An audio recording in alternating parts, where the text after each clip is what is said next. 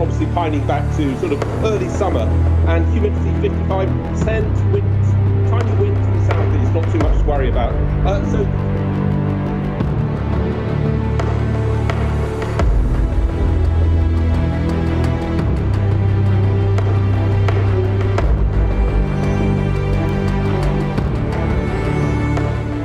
Race Day, und zwar digital. Tag 3572 im Simulator. Wir sind jetzt hier auch schon bereit, beide Simulatoren laufen schon. Ja, das Ganze habe ich mir in den letzten Wochen so zusammengebastelt, ist noch ein bisschen provisorischer Natur, weil es ist ein bisschen Kabelsalat und so. Hier drin verbringe ich die meisten Stunden momentan. Bei uns ist es jetzt 8 Uhr in der Früh, heute ist Samstag, das heißt Race Day. Ich habe eine Banane am Start für mein Frühstück und let's go.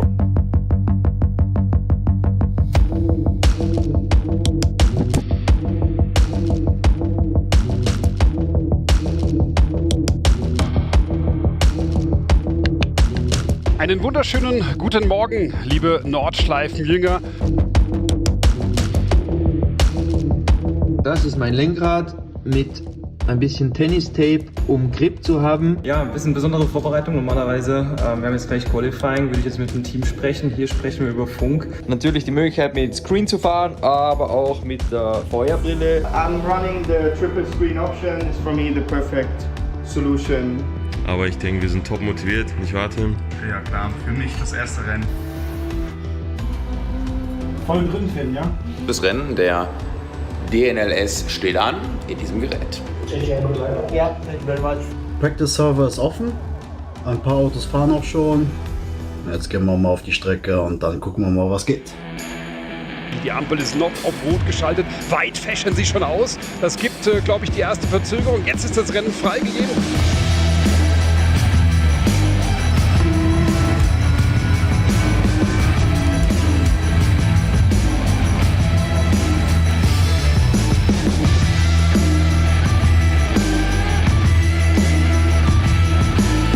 Wenn es so spannend bleibt, könnte natürlich die Strategie am Ende eine wichtige Rolle spielen. Also bleibt dran. Weil auf der Nordschleife, das ist in der Realität genau wie in der digitalen Welt nicht anders, ist es extrem schwer, Überholmanöver zu setzen.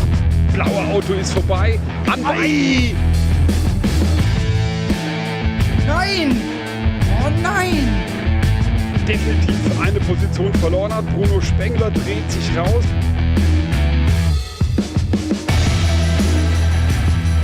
Mikkel Jensen, der einen leichten Abriss hat, auf 3, Schiller in Rot auf 4, dann kommt Pittard, dann kommt Griesler, Yannick Mettler, das ist das schwarze Auto hier. Fabian Schiller im roten Mercedes auch noch dahinter, sortiert sich eng als Zweiter, toller Sport, sehr fair, man lässt sich den Raum, Olli, das macht Spaß hier zu kommentieren.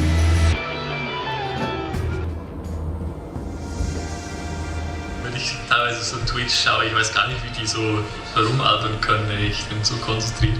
Ganz andere Welt, aber macht Spaß. Das gute Gefühl von gestern vom DNLS-Lauf nur mitgenommen. Und wie gesagt, jetzt geht's ab nach Hause direkt zum nächsten Rennen. Erstmal noch ein bisschen erholen. Egal, ob man ein Mechaniker ist, ein normaler Fan, Profi, Amateur, Kartfahrer, was auch immer. Man kann eigentlich mit uns auf der Rennstrecke sich duellieren, Rennen fahren, harte Duelle liefern. Und das geht ja im richtigen Leben nicht so einfach. Das heißt, normalerweise ist da ein riesen Kostenapparat dahinter, extrem viel Aufwand. Und ich finde es schön, weil Simulatorfahren heutzutage verbindet einfach.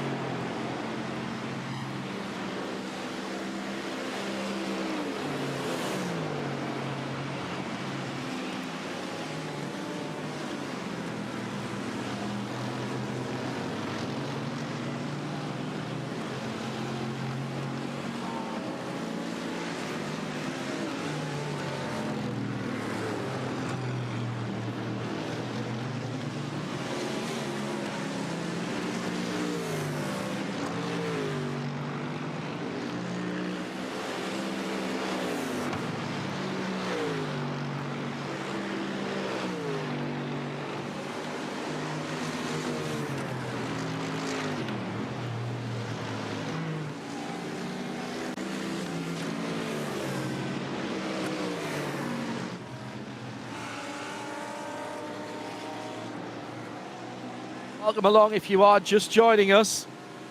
Good to have your company. John Hindhaugh and Bruce Jones. Qualifying, I know it's 3 hours, Bruce, but it has been critical in qualifying. Not only does it give us an idea of who's quick, but getting out of potentially being involved in other people's accidents early on. I mean, all right, whether you're in the first 4 rows and you're 8th or 1st might not make a huge difference, but much further back than that, we have seen people struggle. Certainly so, but John, to show that it really is just like real racing, there is still a risk if you're in those first 4 rows. We've had 3-4 abreast running down to that tight right that's the first corner, and there have been incidents. The drivers don't want it, but it has happened. And so the further towards the front of the grid you can go, that's absolutely what you want to be achieving now. Track conditions very stable. In fact, I see the air temperature's up to 25 degrees, track temperature 27 degrees. Absolutely lovely. They won't be frying their tyres. All very easy, but it's about not being interrupted. They've got 6 minutes, 15 seconds to go, so they can start this lap, but this will be it. The checkered flag will be out next time around, and then we'll see who's on top. So this is round 8 of 9. And championships to be decided in the next 3 hours or so. Sami Matti-Trogen in the Mahler Racing Audi, part of the Williams Esports team. Sami Matti, as we said in our pre-show on RSL1, with effectively a foot in both camps. And in terms of full metal and digital racing, well, I have a sneaking feeling, John. I was quickly trying to go through my records, but I've run out of steam. I think Sami Matti's done some NLS this season. He was talking about it, yeah. I'm fairly sure that one of the races I reported, he was in the field somewhere, but sadly I haven't got time to dig through the files fully to find him. And obviously with 160 starters in the NLS races, they're quite long lists for each race, so do forgive me for now, but my hunch is he has been out there.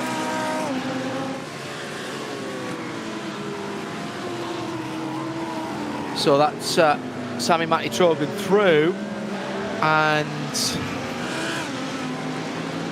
onto the Grand Prix circuit. It is the NLS version of the Grand Prix circuit, which is the slightly shorter run down the hill. Team BMW Bank, they've been at the sharp end this year as well. 107, excuse me. And Niels Koch behind the wheel at the moment as he goes into that tricky downhill entrance to the shorter cut through. Just 4 minutes to go, but he'll get the race he'll get the lap that he's on. A nice split between the cars here in the top class, with Mercedes, Audi and BMW represented. No Ferraris this time around, although we have seen them in the past, as we have in real life. Luca Ludwig, of course, pulling the surprise off in the N24 a couple of weeks ago and getting on the front row in the Octane 126 car. But none of the GT3 Ferraris being used here this Tuesday evening. And the final round, by the way, as well, will also be on a weekday night. Again, just allowing the fixture congestion, as it were, to be managed by those who race both virtually and in full metal format, Bruce, to get as much racing in as possible. And I like this from VCO and the NLS Digital. Well, it's very, very sensible. It shows a great deal of flexibility, which is what everyone requires, because for everybody trying to reorganise their, let's say, bread and butter racing series and trying to not have races tumble on top of each other, to have this midweek is perfect, because having tried it, they all love it so much. And when you've invested time to do 2 or 3 rounds of this, you don't want to not do the closing 2 rounds. So October the 27th, 3 weeks from now on a Tuesday, is when we come to the finale. Will the conditions be like they are now? Well, that's something for VCO to decide. But I think a little twist, a little cold one for the end of the season, that should keep them on their toes for the finale. Why not, John? You're a bad man, Bruce. You really are a bad man.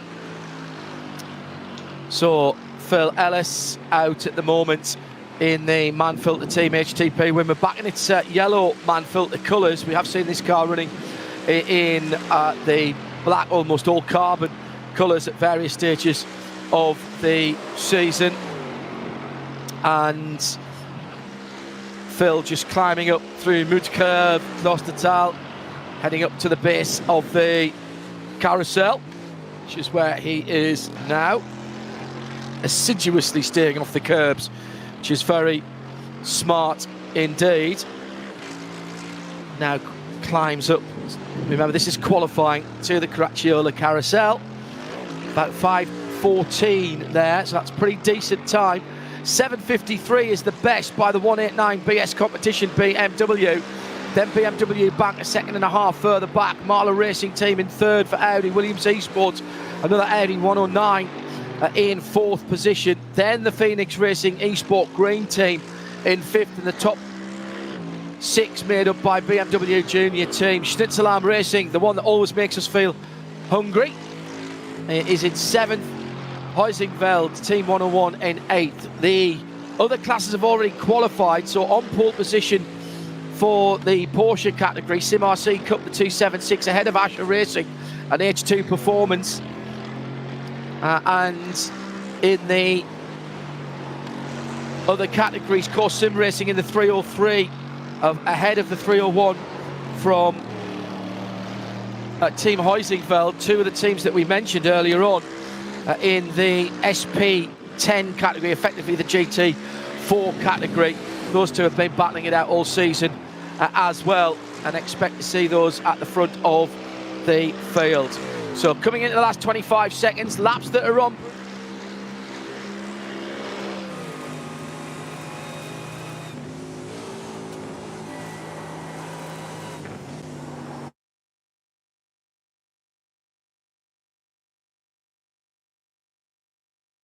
Straft.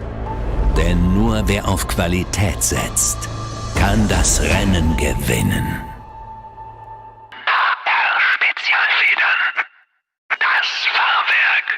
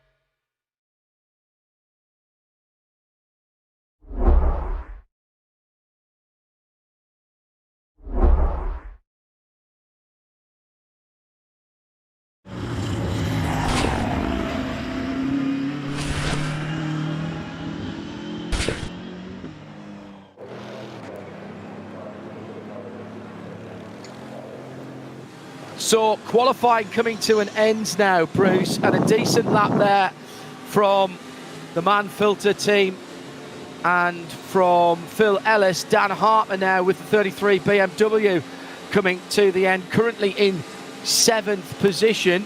BMW locking out the front row at the moment. No reason to panic, though. You think, yes, 1.4 seconds, but don't forget they effectively only have 2 flying laps. I think their starter for BS competition was stunningly good for Lauren Heinrich. He's a driver who competes in the Porsche Super Cup and the Carrera Deutschland Series and knows his stuff. But that was bold, that was brave, and the rest remarkably close. But for BMW, I love seeing that Z4 racing, John. I still think it's a great shape and an even better sound. But is it going to stay top? Looking very good at the moment. Yes, comes through in a 59.3, so does not improve his time at the moment. Schnitzelam coming through with Marcel Markovic. And right in behind there is the Team Get Speed GT3 as well. Markovic currently 9th and doesn't improve. Get Speed, that's the first decent lap for them. They'll put themselves in 11th. And just jumping through there, that was Race Union, I think, who improved to 8th position. And Manfilter Team HTP Winward actually, who's jumped up into 7th position. Chris Janssen still to come for Ringweisiert Sim Racing by Nürburgring Esports. Chris Janssen in that number 188 car. Another one of the Audis. Front row BMW, second row all Audi. Coming to the last part of the track now, Bruce. Yeah, this is where you can blow the whole lap, do all the work around 24 kilometres, and the last few corners get it wrong. But what we've seen so far, John, is that brilliant opening lap from the 189 BS Competition BMW. The only real gain has been people who didn't do a very good first lap, and their second lap has got them into sort of the top 10, the top 12. But still, that 7:53.7 is looking imperious. Let's see what can Audi challenge a bit more. But don't forget, I think some of the very quickest guys, including Lauren Heinrich, who's in that BS Competition BMW, still have a lap to go. Lights ablaze as they move around the circuit, but no one else has yet got within 2 seconds in the last 4 minutes or so. So still the top two, BMW Bank and BS Competition on provisional pole, looking very good indeed.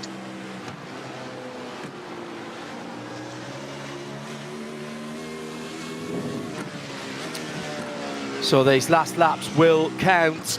Heinrich then for BS Competition on pole at the moment by 1.5 seconds, and coming through to the Gallows Hill corner, that almost triple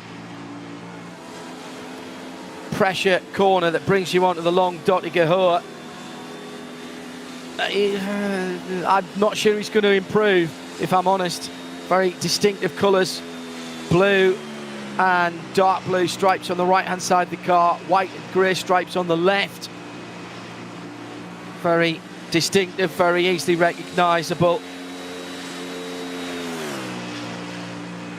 Now comes under the Bilstein Bridge, which wasn't the Bilstein Bridge, I noticed, for the N24, which rather threw me out at various times. 0-1 on the top right hand side of the windscreen. He's already in pole position. Is he going to improve? I don't think he is. 49, 50, 51, 52, 53. Oh, he does improve. 53.306. So he does take 3 or 4 tenths out, 3 and a bit tenths out, and therefore increases his lead at the front of the field over BMW Bank 107 to 1.8 seconds.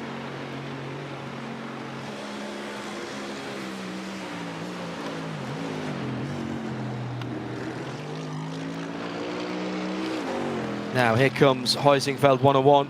This is Adam Christodoulou, who is coming off a very successful DNLS season. They have won a race here, 8 minutes for the Huizinfeld 101 team. That'll put them in 11th position, which I'm sure is not where they wanted to be, but they've won from further away.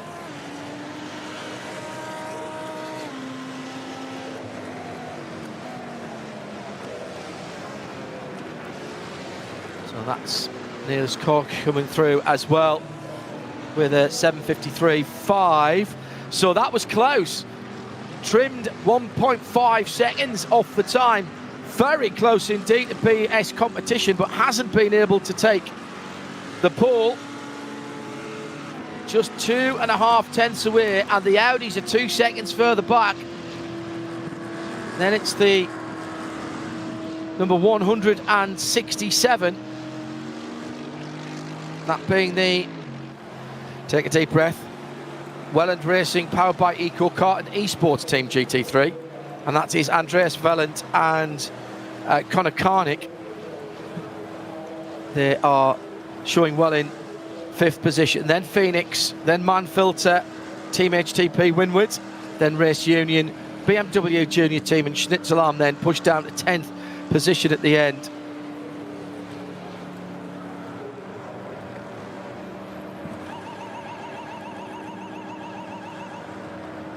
Cars coming into the pit lane. We'll go through the grid for you in just a moment or two. Round 8 of 9, and it is BS competition. Lauren Heinrich from Niels Koch. 2 BMWs on the front row, 189, 107.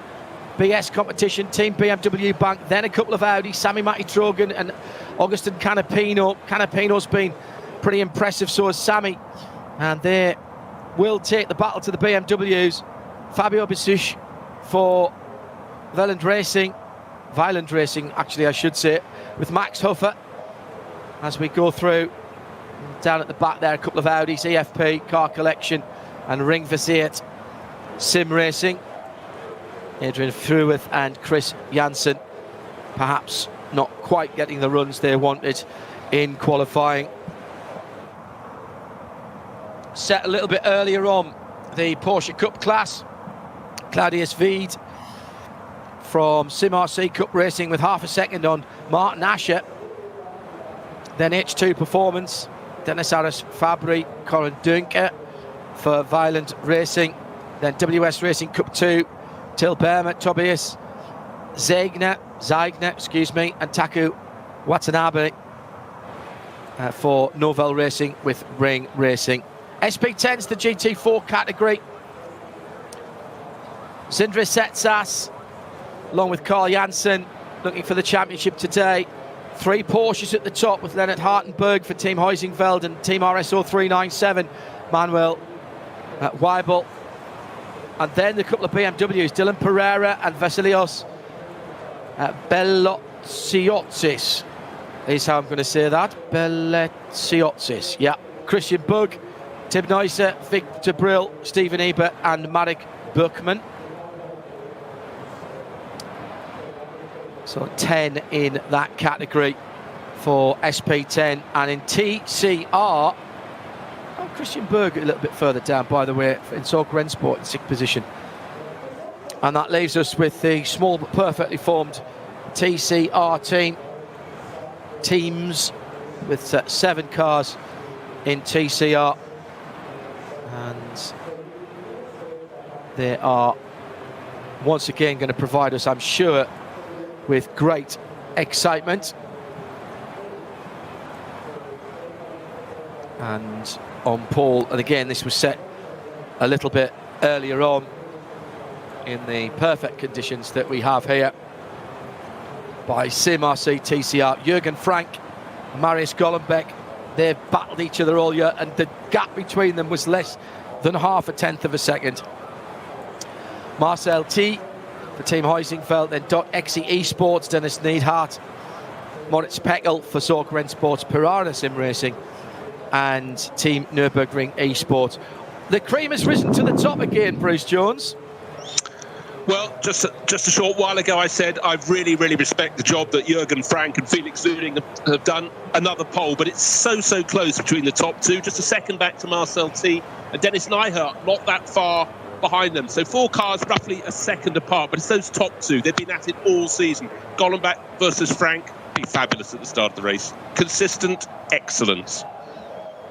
So we'll start to line the cars up on the run down from the Dottinger Höhe.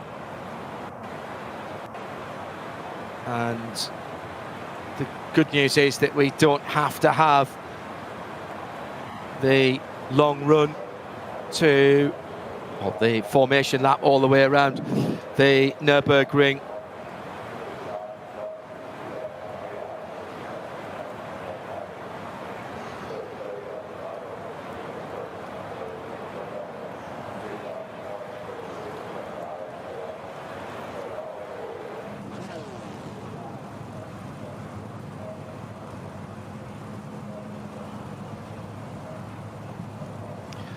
cars beginning to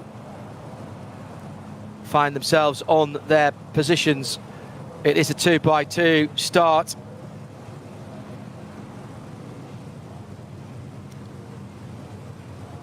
Still waiting for the front row to appear behind the Porsche safety car. Gridding up at the entrance to the 3h, where you swipe your ring card and head out for your tourist laps, tourist fahren. The little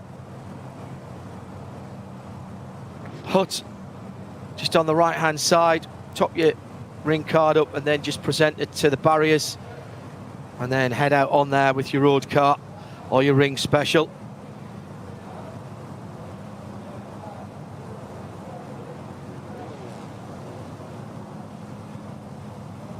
So Bruce, what do you think we're going to see here? Magnificent racing, John. Why should it be different to any of the previous rounds? The stage is set, the drivers know what they're up to. Do the tacticians, that's what we're going to see. But forget the tacticians for now, just enjoy the first lap of this race. It's been brilliant all season, and I see no reason why this won't be the same again. All set, I'm really, really excited as ever, but I think the races have just got better and better, and I think this is going to be an absolute cracker. That's Bruce Jones, I'm John Hindhoff, and we are ready to go racing for the penultimate time for the 2020 season.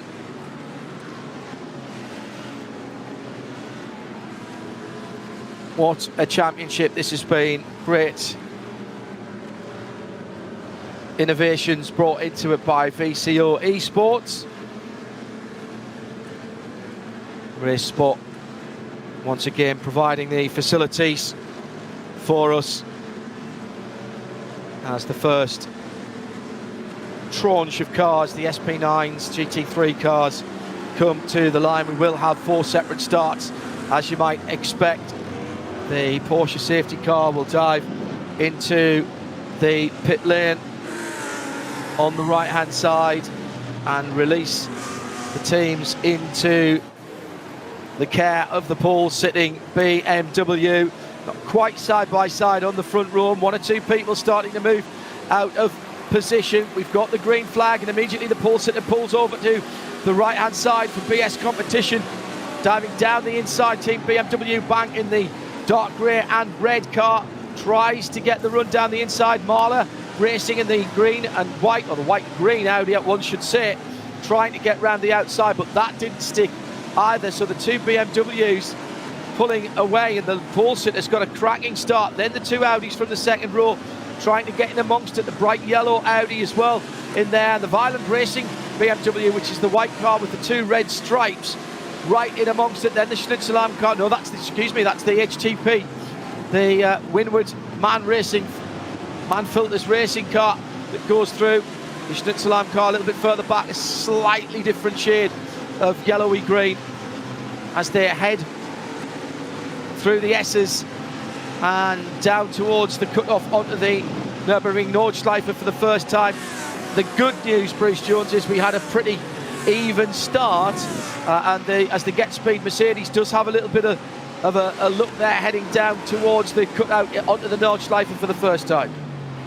Yeah, it was an absolutely dream start for the pole BMW. The 2 BMWs were first and second into the opening corner, but as Agustin Canapino's Audi tried to move up into second place, that delayed the BMW bank car, and that's why it's fallen off the tail of the pole starter. So getting that pole was really, really vital for Lauren Heinrich and the 189 BS competition crew, and they're really making the most of it. To get a break in this is really hard, but they've been presented with that on a platter. Everybody else behind is now nose to tail, but it was a very, very tidy start for the pole crew. Coming up to the start for everyone else. And this is the Porsche Cup class that comes to the line. Sim RC, the 276. It's the Asher Racing car, I should say, and Asher Racing decals on the second car as well. It's the big AR that you can see on the side. The Violent red and white car with the same colourway as its teammates in SP9 sits in 4th position at the moment. So Paul Sitter getting away. Martin Asher in the white and in the yellow and black car, sitting at the moment in... Oh, what a spin right behind second place, and amazingly isn't picked up. That's the H2 performance car that has gone around now. Hopefully hasn't done too much damage to the tyres there, Bruce, but remark now, is there's some damage, I think, on the front right of that car as the GT4s come to the line. Yeah, well, I can't see how light the damage is. It seemed to be the wheel actually protruding. Maybe the bodywork went back, but spinning in second place so nearly got collected by a couple of the rivals. But Dennis Aras Fabry, lucky in some ways and unlucky in others. But right now, let's take a look at the start of Cup 3. And that is the closest start we've had yet. 4 abreast since the opening corner. BMW's getting better and better, and there's a spin there as well. And that was one of the leading cars from the front couple of rows that went around. And one of the Porsches, I think, was that the... Well, not sure, actually. That's my guess. Say again, Bruce, sorry? 397, I think it was, from third on the grid. Manuel Weibel, perhaps. Who knows? It was very close. Okay. Might have had a touch, by the way. We had a clean start at the sharp end of the field. Not perhaps so much as behind. And now Bruce's favourite, the TCRs. 7 cars very close together, and they'll stay like that for the remaining 2 3/4 hours, and then they'll go for it in the final quarter of an hour of the race. But the RS3s have been great to race, but they really do race very well close together. It's fabulous. Coming to the line, headlights flashing from the Sim RC car. Core Racing a little bit recalcitrant down the inside, but drop into second place. So the 2 front row starters doing what they needed to do as they go through the arena for the first time. Avia Team Sorg Rensport sitting in 5th position in the white, black and red machine, as the 476 again with the Asher Racing decals on the bonnet of that car and on the doors. The .exe colours, that's another one that we've been used to seeing at the sharp end of the field as well, Bruce. Yeah, I'm just taking a look at those qualifying times, John. Apart from the first 4, who were by a second, then the field really spread out. But seeing the Avia livery Sorg Rensport car running 5th, he's not being dropped at the moment. So I think maybe the TCR cars aren't too concerned about qualifying position. It was just about getting some laps in and going racing. Perhaps the last 2, they're already dropping away a little bit before in. But I think we're looking at a 5-car battle, and that will be enough to keep me on my toes for the next 3 hours. But for the pole crew, very good start. And Sim RC TCR pulling clear in the yellow and black car. But don't worry, they won't get far clear. Bryce Jones and John Hindhaugh then. Where are the leaders? Answer out on the Nürburgring Nordschleife, climbing up through Root Curve. And oh no, well beyond that now, excuse me, they're coming down towards the end of the lap already. Good heavens, they have set a decent pace, haven't they? As they come down through Flansgaard and towards the second of the carousels.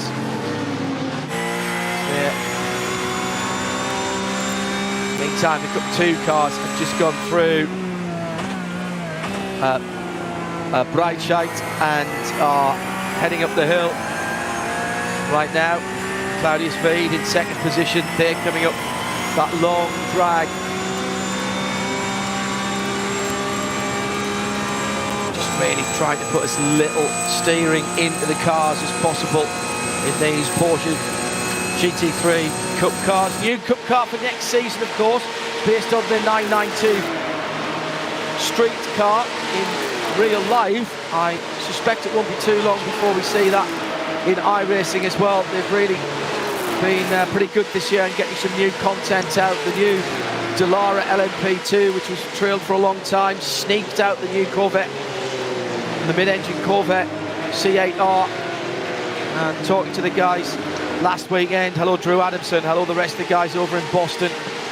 Very close now to getting the Long Beach Grand Prix circuits, the IndyCar and IMSA circuits, fully modelled as well and fully animated. That one's going to be very popular indeed, and more content to come, I'm told, over those long dark winter months. Bruce Jones.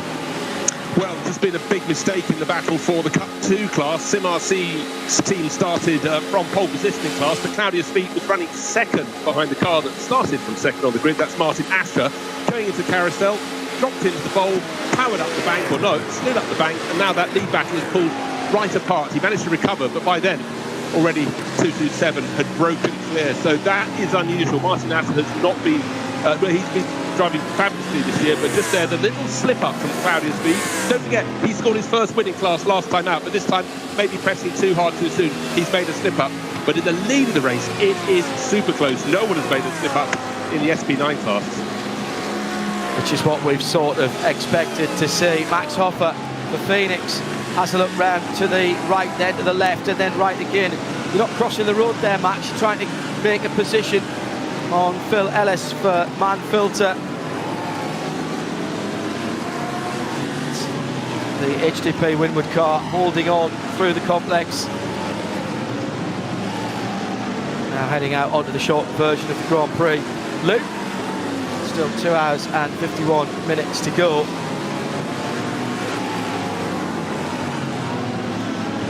Down into the hairpin.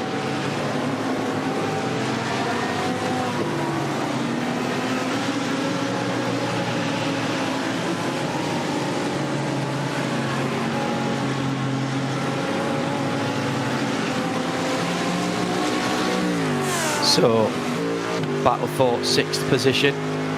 Heading back out of the Nordschleife on a couple of corners time at the front of the field. The BMWs making their bid for freedom.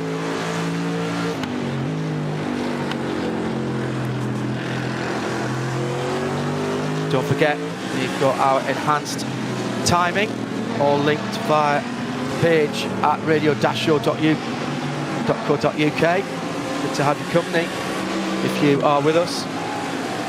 So Heinrich by 1.4 seconds from Sami Matti-Trogen, Fabio Besiush, Violent Racing, then Williams, Canapino. So Besiush for Violent has cemented that 4th position ahead of Canapino. Then this battle for 6th that we've been keeping an eye on, Phil Ellis and Max Hoffer.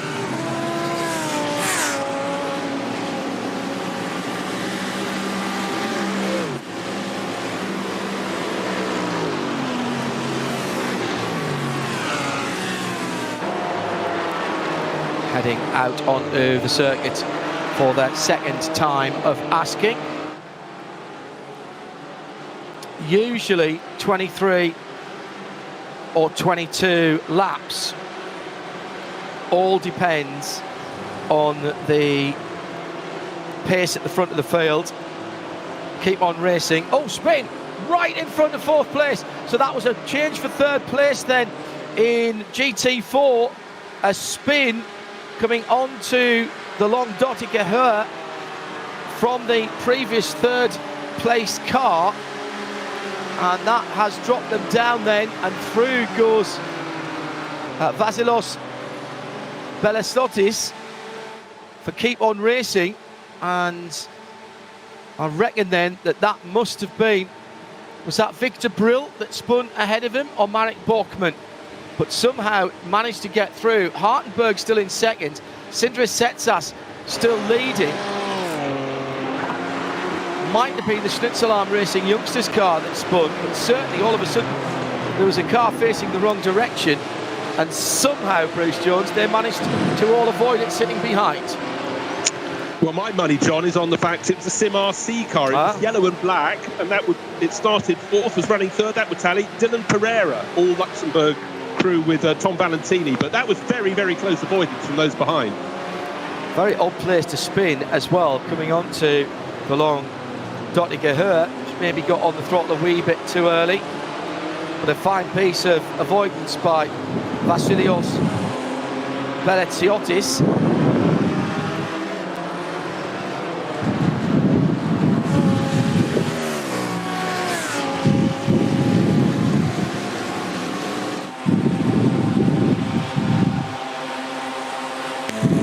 Battles as ever tight. Sim Racing from .exe Esports, Dennis Neidhart. Marius Golombek coming to the end of the lap. We've seen in the past that they seem to top out, you start hitting the rev limiter when you're in the draft, and you simply can't pull out until right at the end and possibly use it. It's often sometimes better to be a wee bit further behind as you come onto the Dottinger and use that draft to catch up than it is to be right there and then run onto the soft rev limiter, Bruce.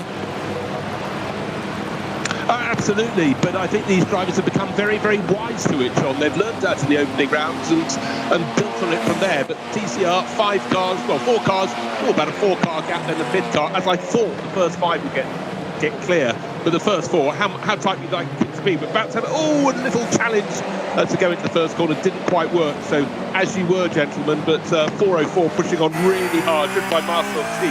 Really fancied a slice of the action, but we've still got Felix Luding leading the way for Sim RC. And cracking racing, as predicted, John. So early running then, but important running. In Cup 2, it is Sindre Setsas. It is in Cup 2, Martin Asher that leads for Asher Racing. And then Claudius Veed sitting in 2nd position. So Asher looking back at Veed, both with the Asher Racing decals on. So there's an element of team racing here.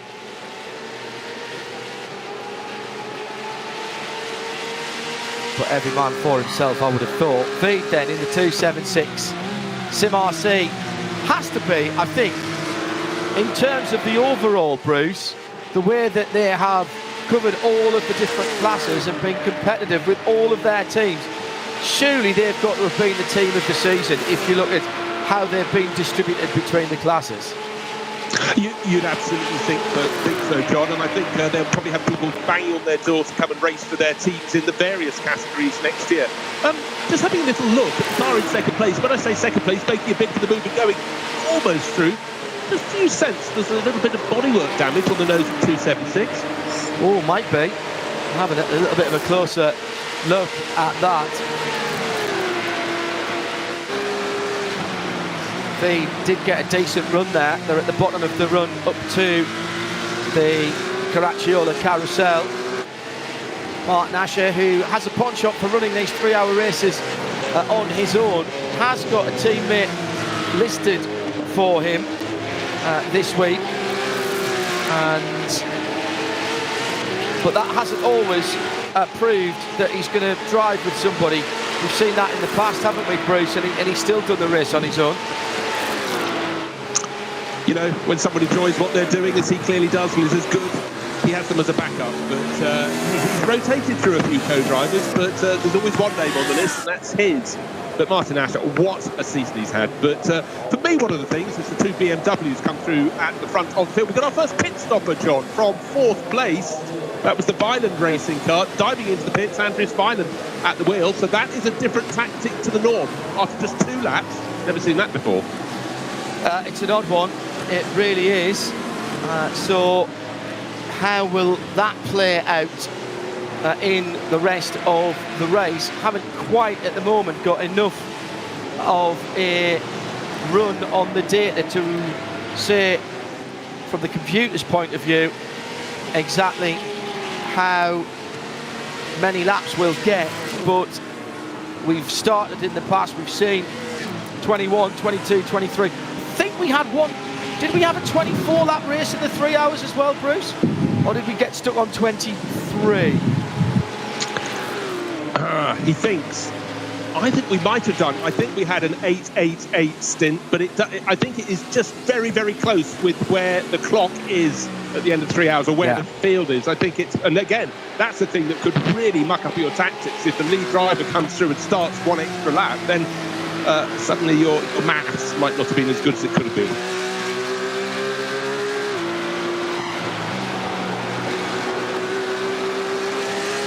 Great battling in the Cup category or formation driving. You be the judge as they come on to the Dottinger Höhe.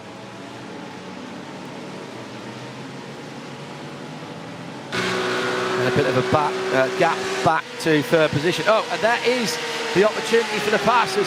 Veed goes through. Now, was there just a little lift there from Asher, because there was a substantial difference in the speed, and now he gets the benefit, Asher that is, gets the benefit of the draft and will go to the right hand side through the kink.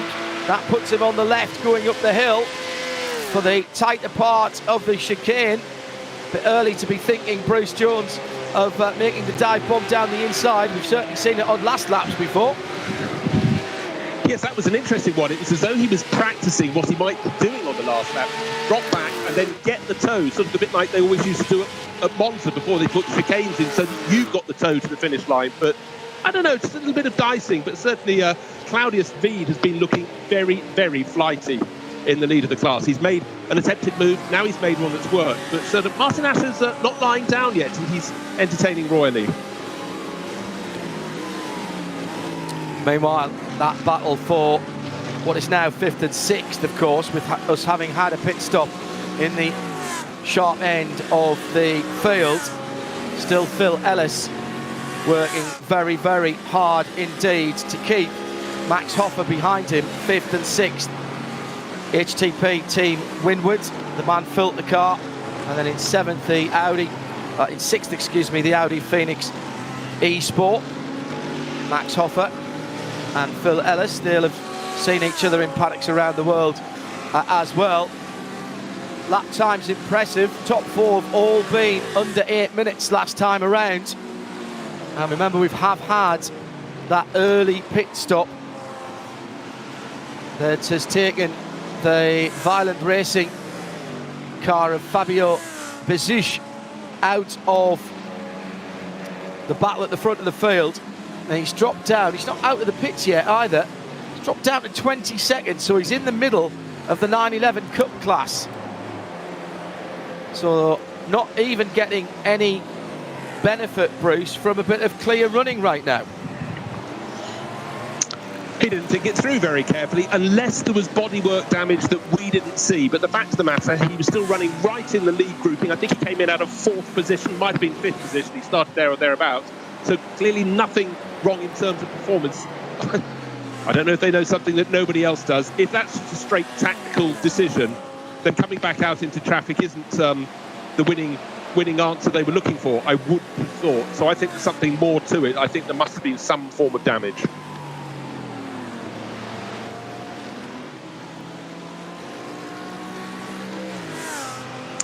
It's still those BMWs 1st and 2nd, Lauren Heinrich and Niels Koch, and they've got an advantage of another 2.5 seconds or so until the best of the rest, the Audi of Sami Matti-Trogan, who's got Agustin Canapino about the same distance behind in 4th place. So this one's spreading out a little bit, but it's those 2 BMWs at the front and then the 2 Audis giving chase. The best of Mercedes in 5th place, Phil Ellis for Man Filter Team HTP.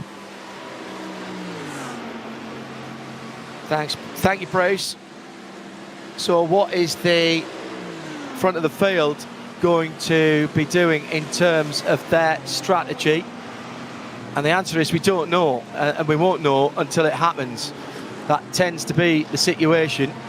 There will be teams that will quite happily just go for splitting the race up into what they believe will be 3 equal settings. 3 equal stints. 4-car battle for TCR. Jürgen Frank leads it for the time being.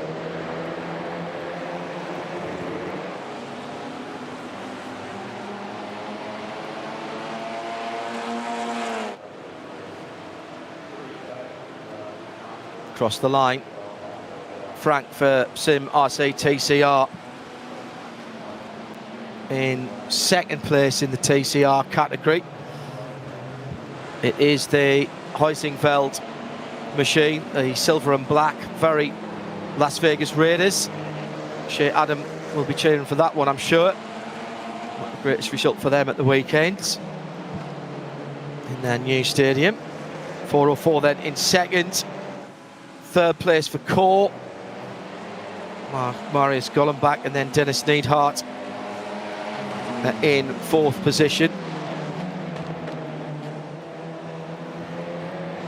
This is what we've become used to seeing in the TCR category, or the SP3T category, which is in fact a real category, of course. There is a TCR and an SP3T in Nordschleifer Racing. TCR category, I'll get this the right way around, I'm pretty certain the TCR category is a single tyre supplier, whereas SP3T is open tyre suppliers, a supplier.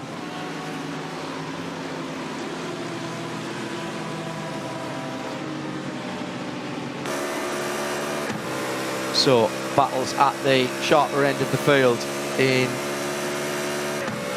7th and 8th position. Dan Harper for the BMW junior team, the Schnitzelarm Racing of Marcel Markovic, weaving around trying to break the toe of Florian Baudin for Race Union, who's not that far behind there either in the next car back. And now it's side by side as the Schnitzelarm car tries to go through, and does go through at the end of the lap. So that is a change of position.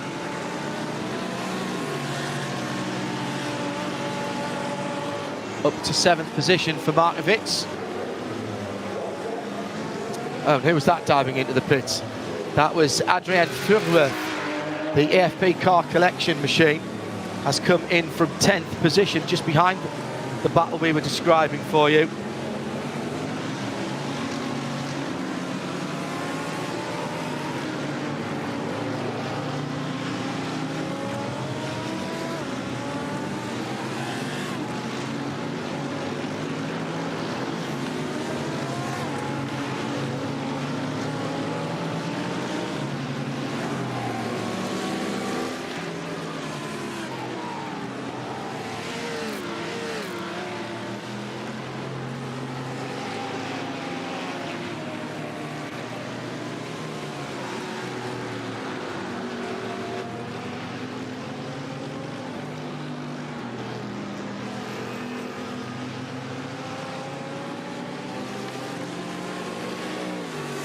Heinrich by 1 3/4 seconds from Nils Koch in 2nd place. Sami Matti-Trogen in 3rd, then Canapino. So BS, Team W Bank, Marler and Williams. Then that cracking battle behind Phil Ellis, who's got Max Hofer. Then 3 seconds further back, Markovic, who's trying to get to them in the Schnitzelarm Racing AMG. Then Dan Harper, only 3/4 seconds further back, with Florian Baudin right in there as well. In the Cup category, Claudius Veed and Martin Asher are doing that team racing thing. Coming to the end of the lap now, Martin Asher has got a bit of a draft coming down into the left-hand kink beyond the Bilstein Bridge and into the chicane at the end of the lap, just past Tegarten.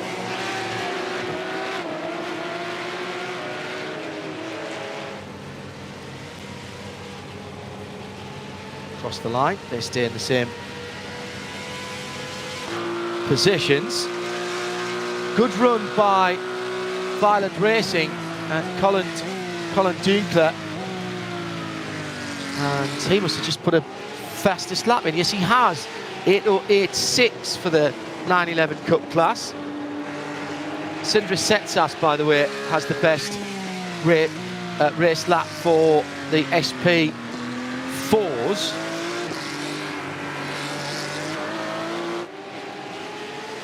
Sindre Setsas and Carl Janssen going for a championship.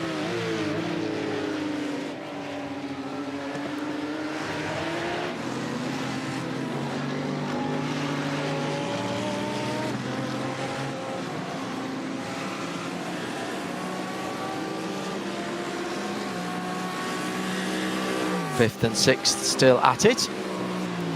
5th being Phil Ellis in the yellow man-filter Team HTP Windward AMG.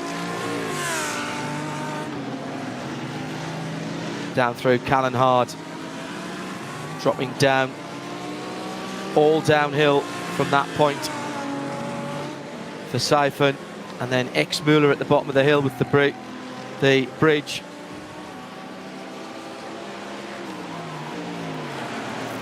Coming to that area right now. Just dropping through there for the road on the right-hand side. That's where you brake, get turned in.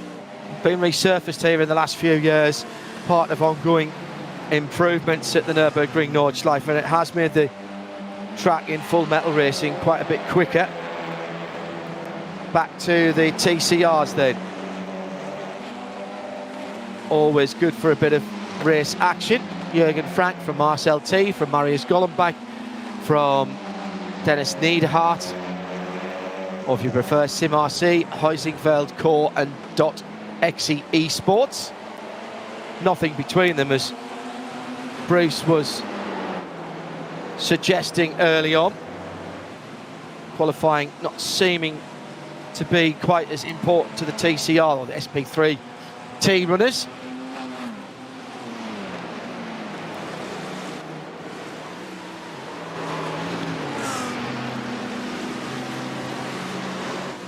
Up through Clos de Tal, heading towards the bottom of the run up the hill to the Caracciolo Carousel, the battle for what is still 5th and 6th. Phil Ellis must be sick of seeing Max Hoffa behind him. 48 and 14 through the carousel. Similarly, I suppose Max Hoffa must be pretty sick of looking at the back of the Manfilter Team HTP car. Mark Bockman coming through to start another lap, having had a bit of a whoopsie. And looks like he might have been helped. Yes, he was.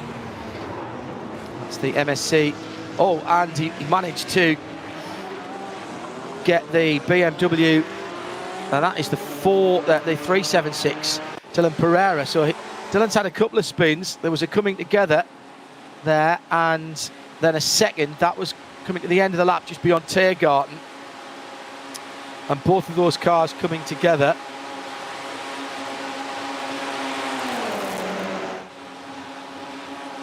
That's going to give them some incident points, of course. No live race officiating here, all done through the sim. At RSL_studio, by the way, I should have mentioned that before if you want to get in touch with us. Always good to know where you are listening and who you are supporting. Cracking race for the VCO Petit Le Mans on Saturday evening, and plenty of you getting involved in that on the socials. SP3T, TCRs then. Huizingveld down the inside, can't make it stick. Core Racing round the outside, can't make that stick either. So it's as you were for Jürgen Frank, Marcel T, Marius Gollenbach and Dennis Niederhart. Not for the want of trying though, in fairness. They head out through the complex Mahau-Cook and onto the Grand Prix circuit. Now, I think Heinrich is maybe just a tiny bit closer than Nils Koch this time around. So they come to the end of the lap. It's just 0.2 of a second. Not quite close enough for the dive from the BMW bank car. The BS competition machine will, I think, lead at the end of the lap. This is coming to the end of lap 4 for them. Somebody dived into the pits in front of them. I heard the pit lane siren. And Sami Matti Trogan, you know, he's right there as well. Only about 4 seconds further back.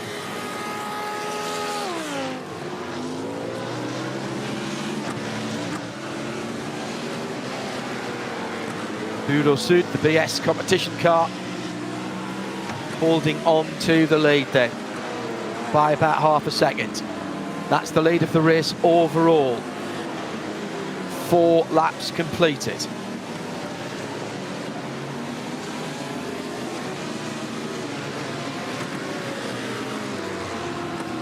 on the Grand Prix circuit. Easy to just lose the concentration on the Grand Prix circuit. Make things a little more difficult for yourself. Of course, it always looks a bit easier there, doesn't it? And it's not at all. Yes, there's a bit more runoff. So if you do make a mistake, you've maybe got the opportunity to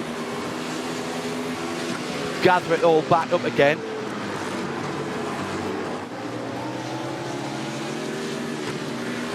.26 in the air, 26.7 on the track. That's the key number, 26.7 Celsius on the track.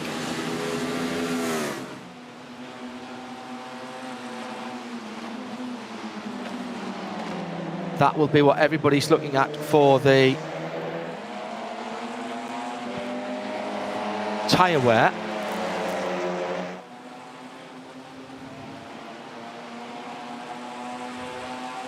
Fabian Schiller has changed over to Alexander Batter in the number 2 car, and Batter is out of the pits. Chris Tadulu's just set his best lap time last time around with an 8:03.3, as did Matty Trogan. He's under 8 minutes as well. All in the SP9 category at the front of the field. Jürgen Frank still leads TCR. I should say SP3T. Porsche Cup still being led by Claudius V, just ahead of his Asher Racing teammate. Sindre Setsats in the 303 leads in the GT4, the SP10 category. BMW, the best of the BMWs there, by the way, is still the... Well, I was about to say, is still... Yes, it is still Vasilios Belesiotis. And he's sitting in what's effectively 4th in that class. Check that, 3rd in that class. Where's me positioning class? Column gone. Put that one back up. Schnitzelarm then, looking at well, having to do a bit of defending and attacking. Florian Baudin behind, and ahead of Marcel Barkovic is Dan Harper in the BMW Junior team.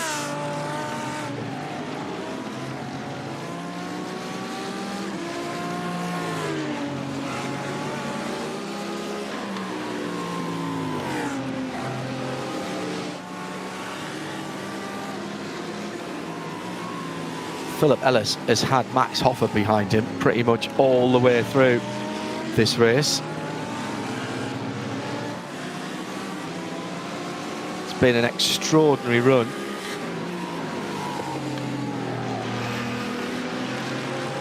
Yeah. Just down on the far side of the circuit at Exmüller.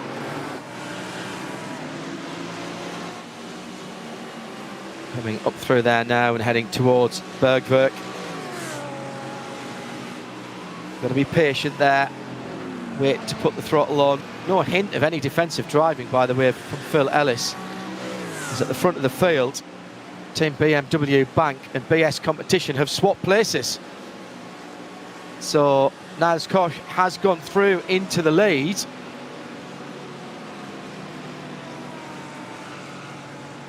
It looks like there could be a swap of position for 5th and 6th as well, as Hoffer gets alongside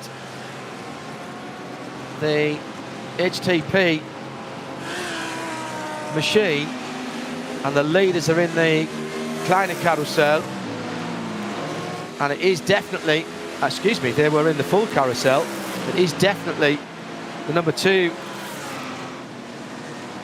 or the car that was second, the BS Competition car, leading.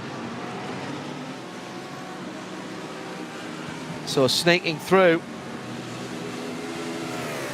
And there's been a pass for position in that other battle we were talking about as well, as Max Hoffa has gone through on Phil Ellis. So both of the closely contested races we were looking at have swapped on that lap.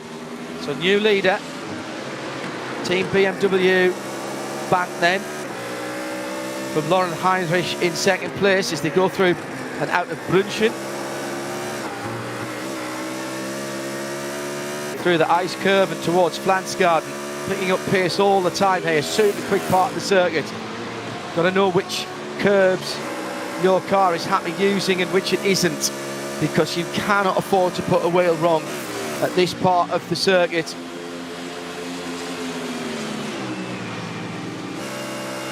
BMW Z4's still the GT3 of choice here for BMW. New BMW M4 GT3 about to be unleashed in the full metal world,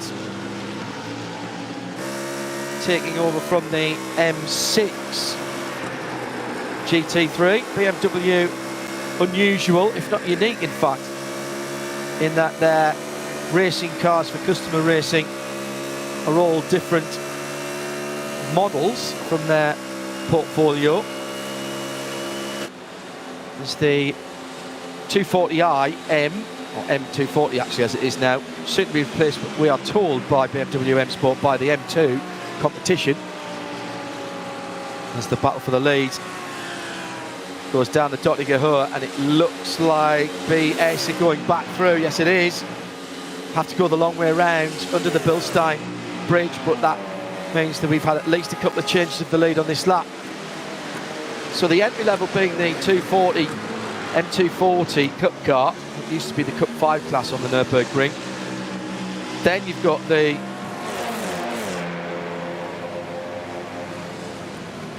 as into the pits, I'll finish that thought in a moment, comes Nels Koch. Nels for Team BMW Bank. And the question for me will be, do they change tyres? You have to, in the SP9 category, take tyres when you come into the pits. So there's no question of double stinting here, although tyres have tended to be the defining part of the stint lengths rather than the fuel. Been a couple of little tweaks in BOP and fuel allowances through this season.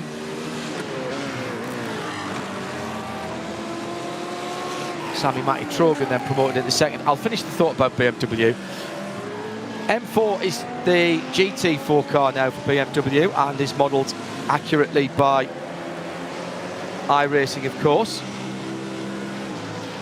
GT3 nowadays, replacing the Z4, which we still have here in the virtual world, is the M6, and GTE or GT Le Mans is the M8. We are told from BMW there will be an M4 GT4 car, M4 GT3 car coming on the new body shape, which has been released. What we don't know is what's going to happen with GT Le Mans and how long that has got to go. Still racing in the States, of course, although the European and World Championship team wrapped up a couple of years, what, a season ago now anyway.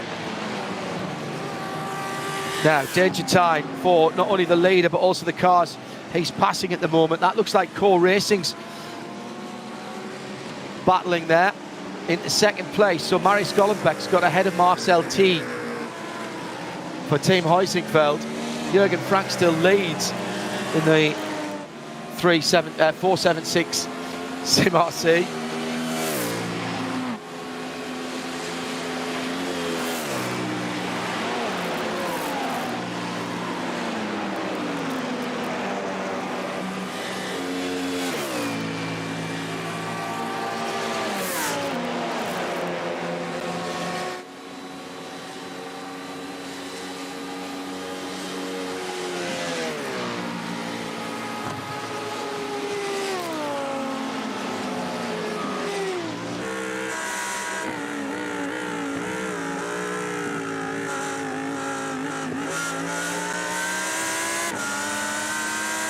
Canapino fights his way through the battle, going down the top of the foxhole.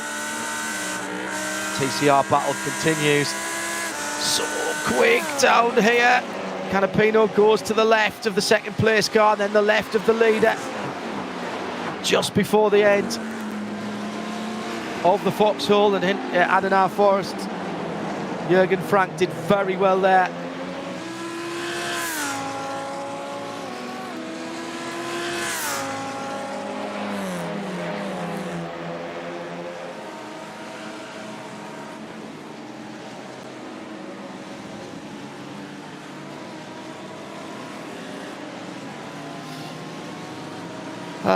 So we've already had some pit stops. Bruce Jones, able to read anything so far into what you've seen?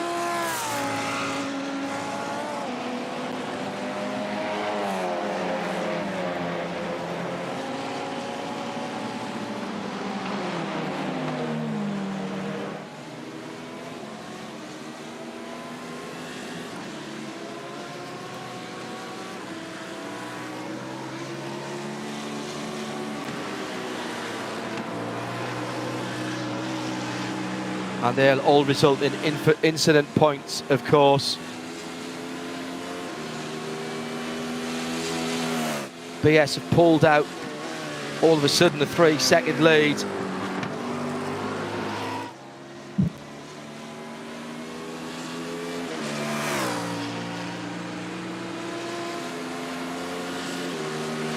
Still Sintra Setses leading for Core in Porsche. In the Porsche 718 in the GT4 category, ahead of Lennart Hart and Berg for Team Heusingfeld.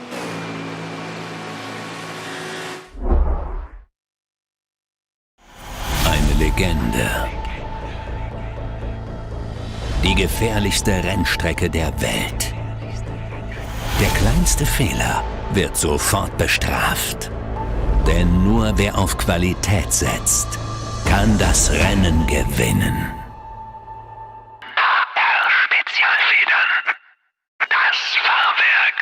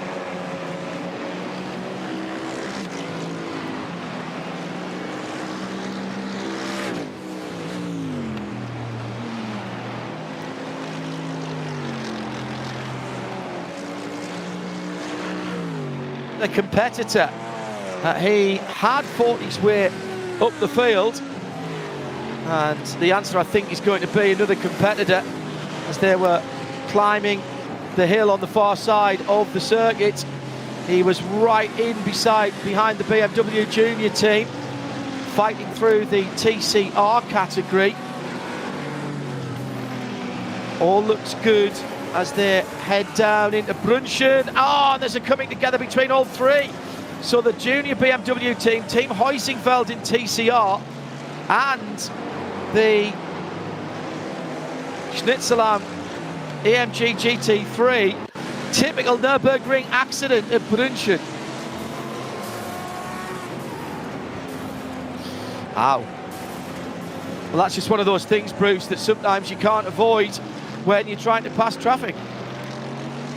You really can't. I mean, you're committed. Already you possibly had to tighten your line to go to the inside part of the corner because you've got different classes of car racing there. But when someone's on the grass on circuit left, don't forget, one of the front runners in the TCR class, and then they come back in front of you. What are your options? Close your eyes, hang on to the steering wheel, touch the brakes. Touch the brakes, you're a racing driver, you don't do that. But yeah, really, really tricky, John.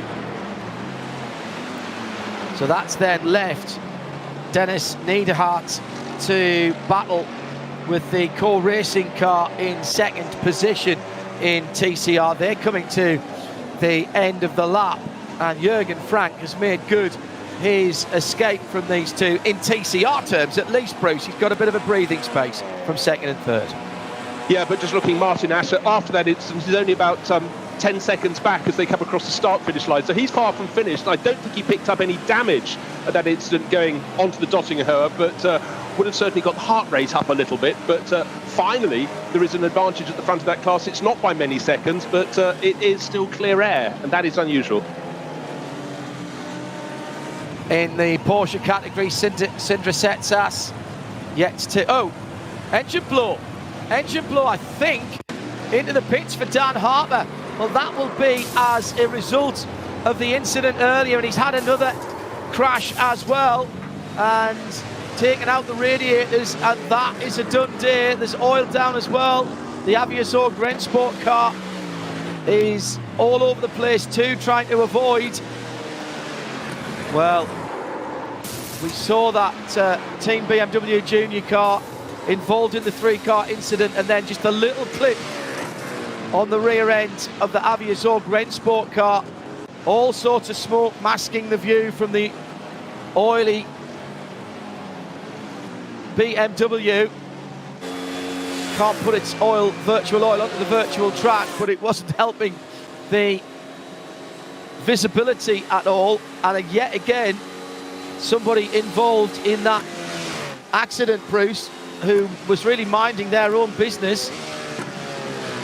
John, there hasn't been a race like it. There have been incidents through the course of the previous 7 rounds of the DNLS, but they've all been predominantly tight racing battles. But we're getting people caught up in other battles here, and some near misses. And for the Sorg Avia Rennsport car, that was about as lucky as you could be. They almost threaded the eye of the needle, but when you're up at the Brems curve and you're braking so hard, you don't have a lot of scope, and that barrier must feel as though it's right in front of you. But the good news is the Audi has continued on its way. Doesn't appear, unless it's on the opposite side of the car, there's too much damage. But it's been extraordinary. The DLS has sort of come alive, but not in the way the drivers would have wanted. And then, of course, we saw the car limping back in, Dan Harper's car, after clattering into the barriers. No surprise there. If the engine's blown, I think you're right, John, it's just simply the radiators are somewhat further back into the car than they should be after that front-end impact. Yeah, warming the driver's feet, I think. Augustin Canapino then for Williams Esports in the 109. That's the car that's in this Tuesday evening race he's sharing with Dominic Steib and Arthur Lehuc. Arthur did a pretty good stint at Petit Le Mans over the weekend. Watching that top split was amazing. A lot of incident and accident though. Some third of the field biting the dust in, I was going to say about the first half, 2/3 of the race, 15 cars out. Did John, last part found it very fast it did. Sorry, John, how have you found it through the course of this season, getting used to drivers competing on the digital NLS here on the Nürburgring Nordschleife, and then finding them competing in other types of cars in other circuits around the world as you cover more and more virtual racing? It's been great fun. It really has, and I mean, we've said this all season. The cars and the tracks might be virtual, but the dedication and the competitiveness and the talent is very, very real indeed. Particularly at the weekends, they decided to, and I think sensibly, to knock the maximum number of cars from 55 down to 45. It's such a busy lap. There were 40 splits throughout the competition, so plenty of teams and drivers. The top guys only doing the 10 hours with 2 drivers, believe it or not, even though it was busy at the last 2 and a bit hours, a bit more than that maybe, in the pitch dark at Road Atlanta, and it really was pitch dark. It was thoroughly entertaining, and the skill level's outstanding. And it's rather like having, you know, there's so many people who are swapping and changing their disciplines. It's a bit like having a whole field of Jerome Blakemolans, because he seems to be driving everywhere. He's on his way to Sicily for the Hankook 24-hour series with Creventic this weekend. 2 6-hour races that we'll be covering here on the Radio Shillament network of channels. And Jerome seems to be racing every weekend. Matt Griffin's another one that keeps popping up in the real world. And you've seen plenty of drivers, Bruce, when you commentate on various series around the world. The slight difference, I would say, is there's perhaps more variety of cars that the drivers in the virtual world are jumping in and out of. You'll tend to see, you know, a driver driving in the GT3 category or in a prototype category and swapping and changing between teams. Although in fairness, this strange year, we've seen Richard Westbrook driving for 2 or 3 different manufacturers through the season, and in fact at the Nürburgring he was driving for 2 different manufacturers in the same race. Needs must, John. Needs must. But the thing that really gets me, and I just want to throw in a little bit about Jeroen Bleekemolen. Not only is he racing something pretty much all the time, he's practicing virtual stuff. He's now got his twin sons who've just started kart racing as well. That's going to start gobbling up yet more time. What an understanding wife he has. But and I think that element about practicing for sim racing is something that a lot of people may not realise. But some of the very best guys, they don't really see daylight, John. They do up to 12 hours practice per day in the week leading up to an event like this. So it really can eat as much time as you can possibly afford it. And because we are dealing in little intervals here of 1/10 of a second, making big differences. Oh yes. And around the Nürburgring Nordschleife, of course, it's easier to trip up than to keep it on the island. That's Bruce Jones joining me, John Hindhoff, in our Global Broadcast Centre with still just over 2 hours to go, and still the battles rage in SP3T with the core racing 403 sitting in second position for Marius Gollenbeck, with Dennis Neidhart in the DOT XE Esports or .XE Esports machine sitting in behind him. It has been a cracking SP3T season. John, we just move towards the pits. Just notice our top 3 runners: Lauren Heinrich of the BS Competition BMW, Sami Matitrogan, the Mahler Racing Team Audi, and Agustin Canapino, Williams Esports Audi, all come in to make their pit stops with 7 laps on the board. They're going the standard route. Well, I was going to say, if there is anything that could be called standard, as the shadows are beginning to lengthen in our virtual world here at the VCO Nürburgring NLS, Digital NLS Round 8. That, I think, is the standard way to do it. 7-7, and then whatever you've got left. And if you realise it's going to have to be 8, then there's a possibility of coming in after 3 or 4 laps and having a little splash. What we'll now have to watch is where the Team BMW Bank 107 car comes through with Kai Kashuba. In fact, all of the cars in front of him now have stopped. Kashuba coming through now to finish the lap, should jump up to take the lead, and he has done. So Kashuba's gone through. Taku Watanabe in the very blue Novell Racing with Ring Racing Porsche, 7th in the Cup class at the moment, heading down the hill towards the bridge. The half-distance entry to the Nürburgring Nordschleife is the bridge at Adnau. Now climbing again the infamous area where Niki Lauda had his awful accident before starting to climb all the way up through Bergwerk, Kesselchen, Rutkurve, Klostertal, all climbing to the carousel and to the highest part of the circuit a little bit further on at Hohe Acht. I do never tire of any footage of cars going around the Nürburgring Nordschleife, but there's a different twist, a different turn the whole time. But talking of twisting and turning, we've got the TCR class has decided now is the time to pit. But we've got a couple of cars serving damage moments. They're a little stopping in the box to get sorted. Penalties at pit entry, almost racing between the TCR runners down the pit lane. Ever competitive. Well, the only person who didn't stop there was the leader, Felix Luding, in the Sim RC, has continued for another lap.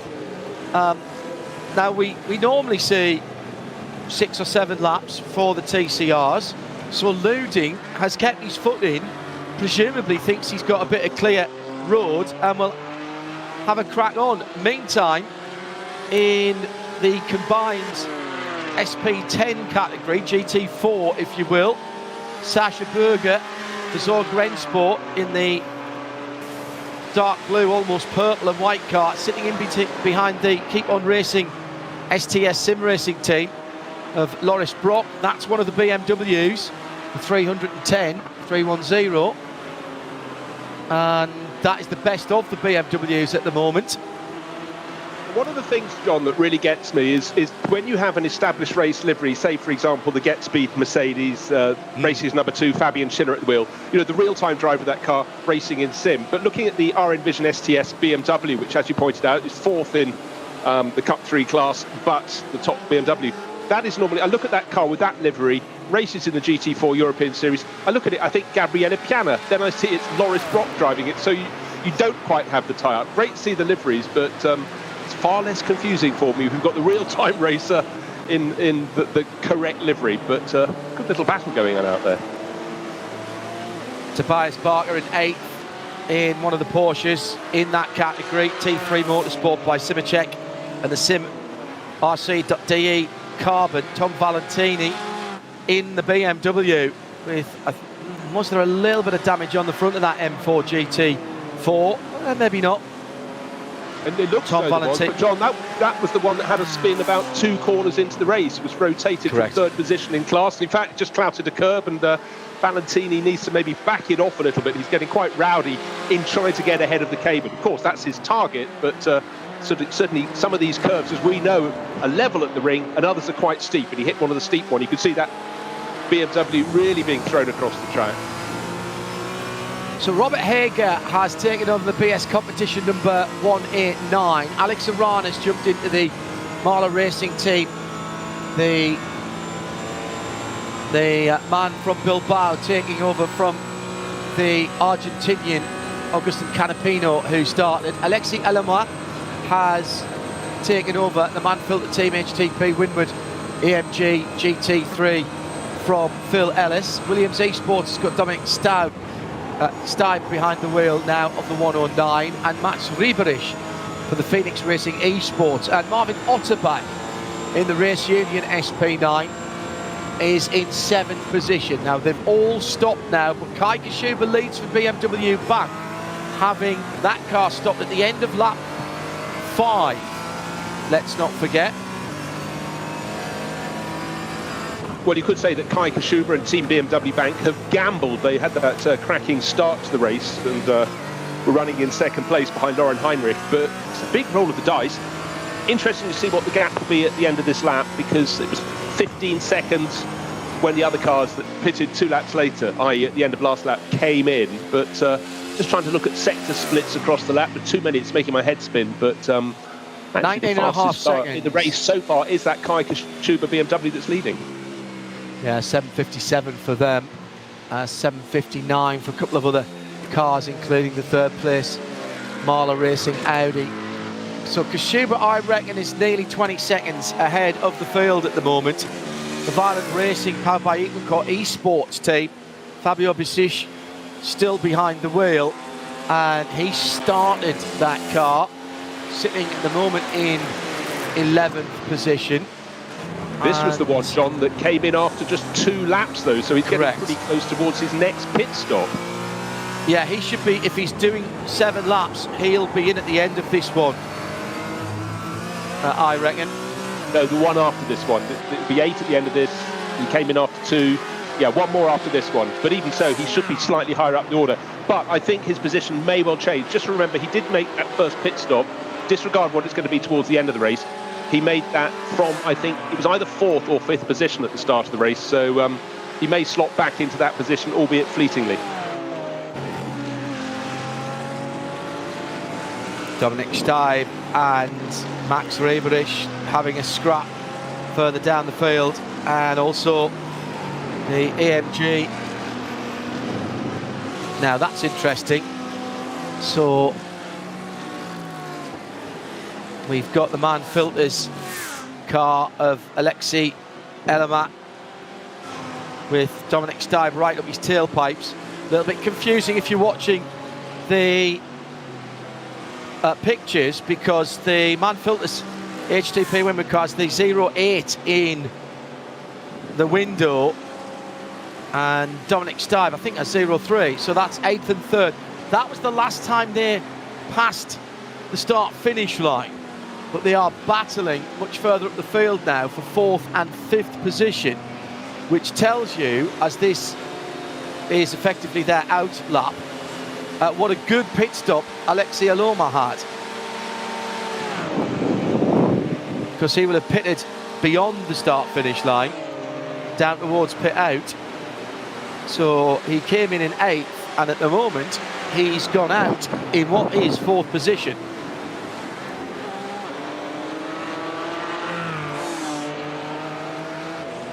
A moment of respite in the GT4 battle in Cup 3, because Loris Brock in the RN Vision STS BMW had yet another go, but he actually fumbled a little bit, so he's back behind the cable again, but he won't take no for an answer, going left, right down the start-finish straight.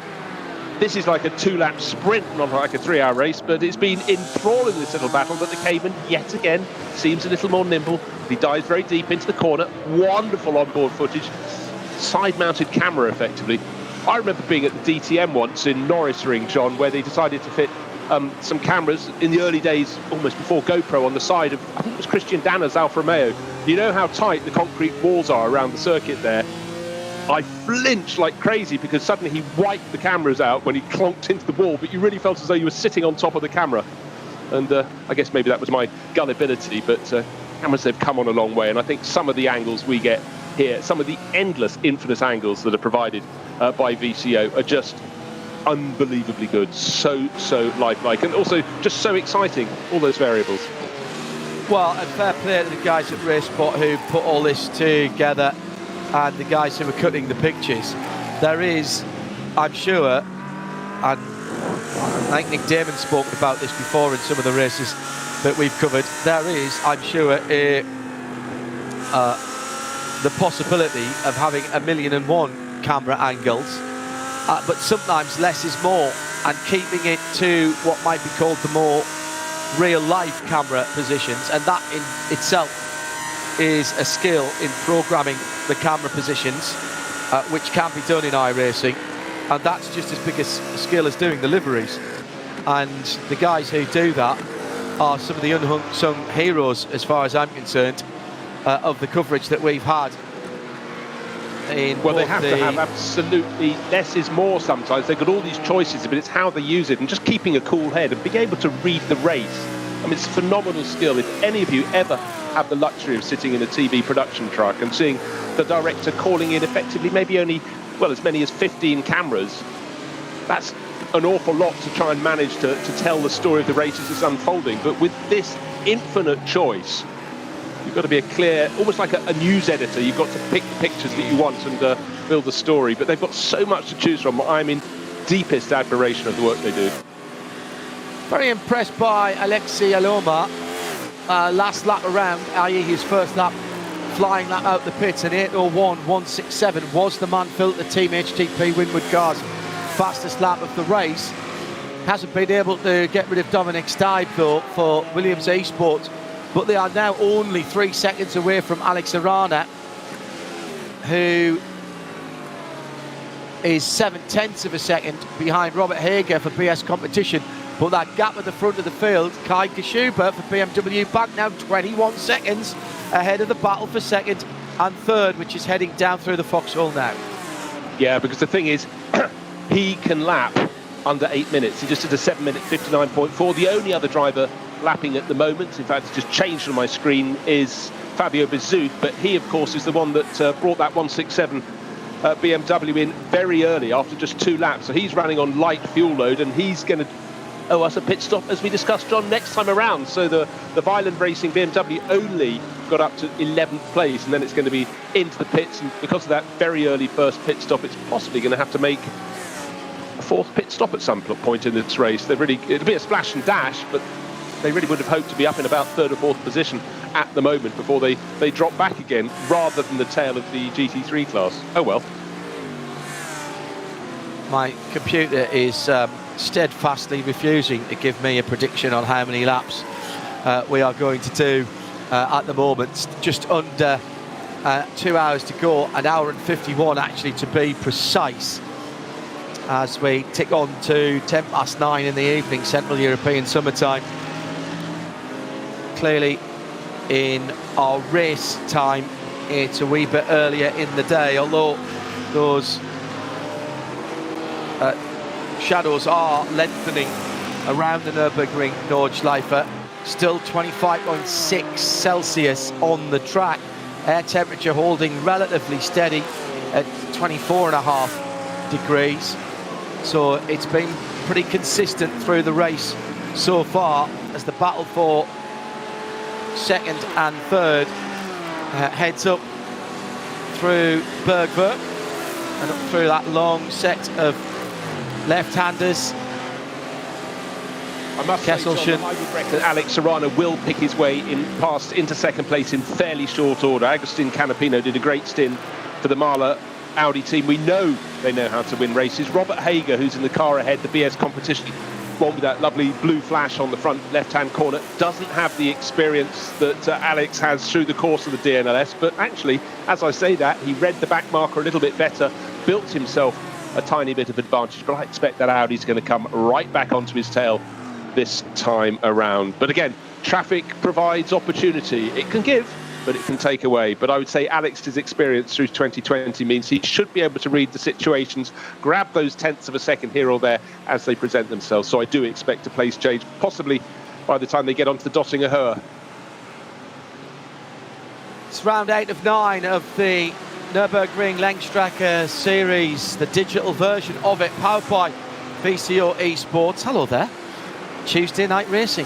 What a great idea. Should be doing more of this in the full metal world as well, for my money, particularly currently when getting to and from racetracks is perhaps not as important, as we've got 0 crowds at most of the big events.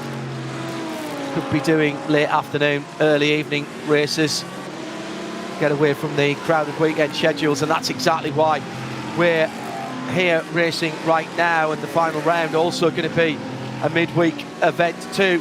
This battle for second and third is allowing the 4th place AMG of Alexei Aloma to close in on them, as in fact close in and go through almost straight away. A little bit of damage to the front of that Mann-Filter BMW on the right of the bonnet, and straight away that was a remarkable run from Alexei Aloma, Bruce.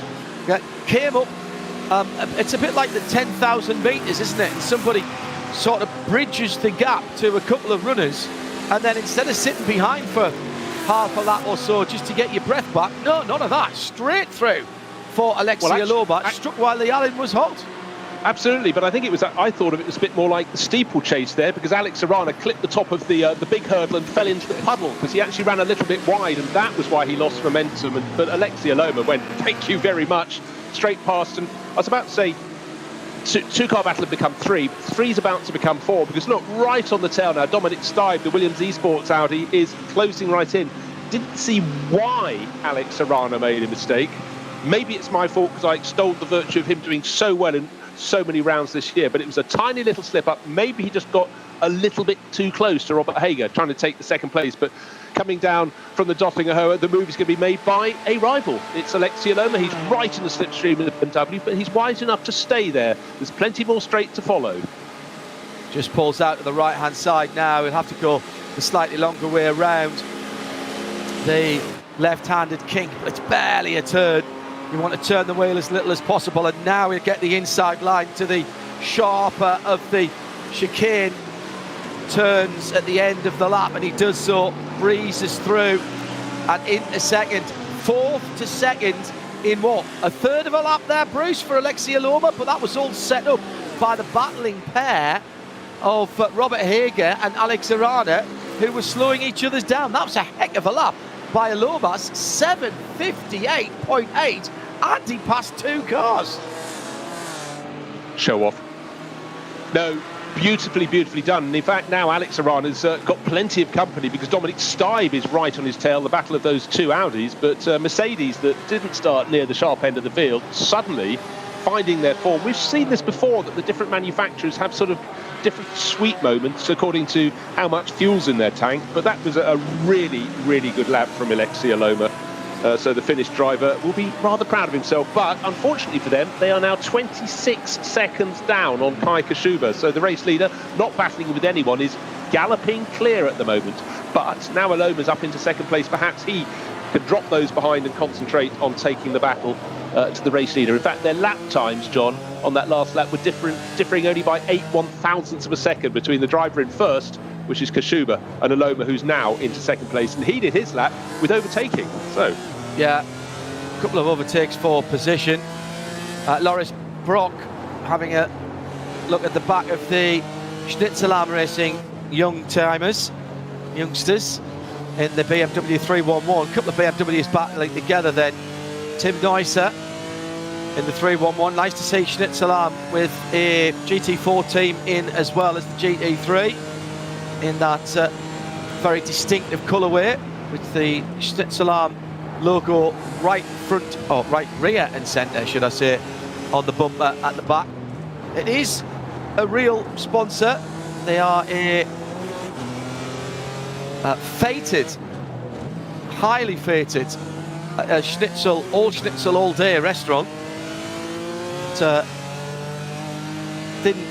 Although I did drive to the Nürburgring for the 24, didn't get the chance to go anywhere near where there was one, sadly, because their menu looks fantastic. Oh, right behind Robert Hager there as he was climbing on the far side of the circuit up through Klostertal and Mutkirv, I think. No, actually, sorry, that was going through Flugplatz at the start of the lap. Didn't see what the car was that went off. I thought it was a TCR car. Yeah, I concur with you, John. More collateral damage. Didn't get to see if he got going again. He might have just glanced at the barriers, but by small margins. But Robert Hager could not change his line there. He was committed, and unfortunately just side-to-side contact. And Hager's able to continue in that third position. Can't see any damage. I think it was light damage, but the Audi did hit the barriers, I feel. So Hager trying to chase down the cars ahead. Oh no! In fact, it was the 404. That's the Team Heusingfeld car.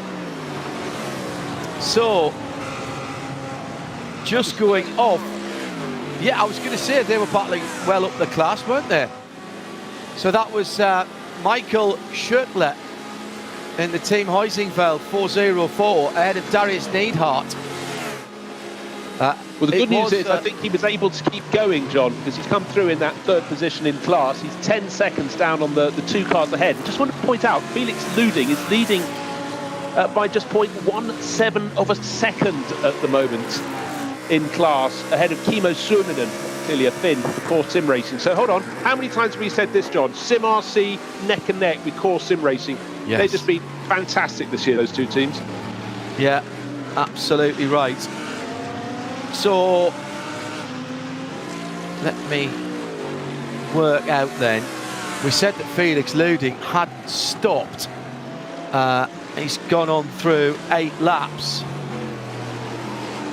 He's listed as having made a stop now, John. I wonder if there was a slight glitch there.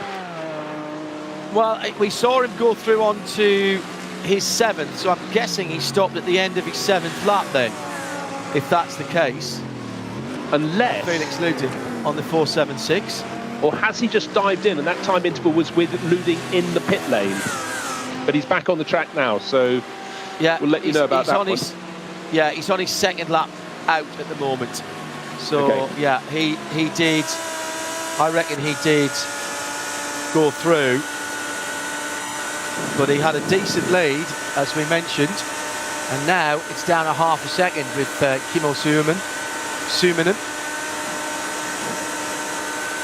It's very hard to ignore It's very hard to ignore our race leader Kai Kashuba, John, but he's in a battle of his own. He's out clear by 26, 27 seconds, and the next 4 cars, Alexei Aloma, Robert Hager, Alex Arana, Dominic Steib, almost nose to tail. Aloma just a little bit clear in that bright yellow man filter Mercedes entered by Team HTB Winwood, but the 3 behind, absolutely fantastic scrapping. Sun getting a little bit lower in the sky above them to make the images look even more fantastic. But I guess if anybody's heading to the Nürburgring this weekend for the Eiffel Grand Prix, they'd love these conditions because it's going to be so dark. There's possibly the likelihood of really chilly weather, as you often get in the Eiffel. That said, I was looking at a race at the weekend that was running in middle Germany. I think it was in the Saxon Ring, so not as high up as this, but they were still getting 20, 21 degrees. But I fear people at the Nordschleife, not on the Nordschleife, at the Nürburgring this weekend will curse if they forgot to take a big race jacket. If only it was the Nürburgring Nordschleife in some ways. I know I know it can't be, for safety's sake. I know it can't be, but there is part of me that thinks, oh, you could just... No, you can't. Actually, there's a bit of high pressure drifting into Europe. Next low pressure area coming off the Atlantic is going to give the UK a bit more bad weather this weekend. But it looks fairly settled down in Germany in the Eiffel. What the temperatures will be like, I'm not sure, particularly with clear skies potentially overnight. And a nice bit of high pressure settling in. Might get some decent weather down there for the Grand Prix.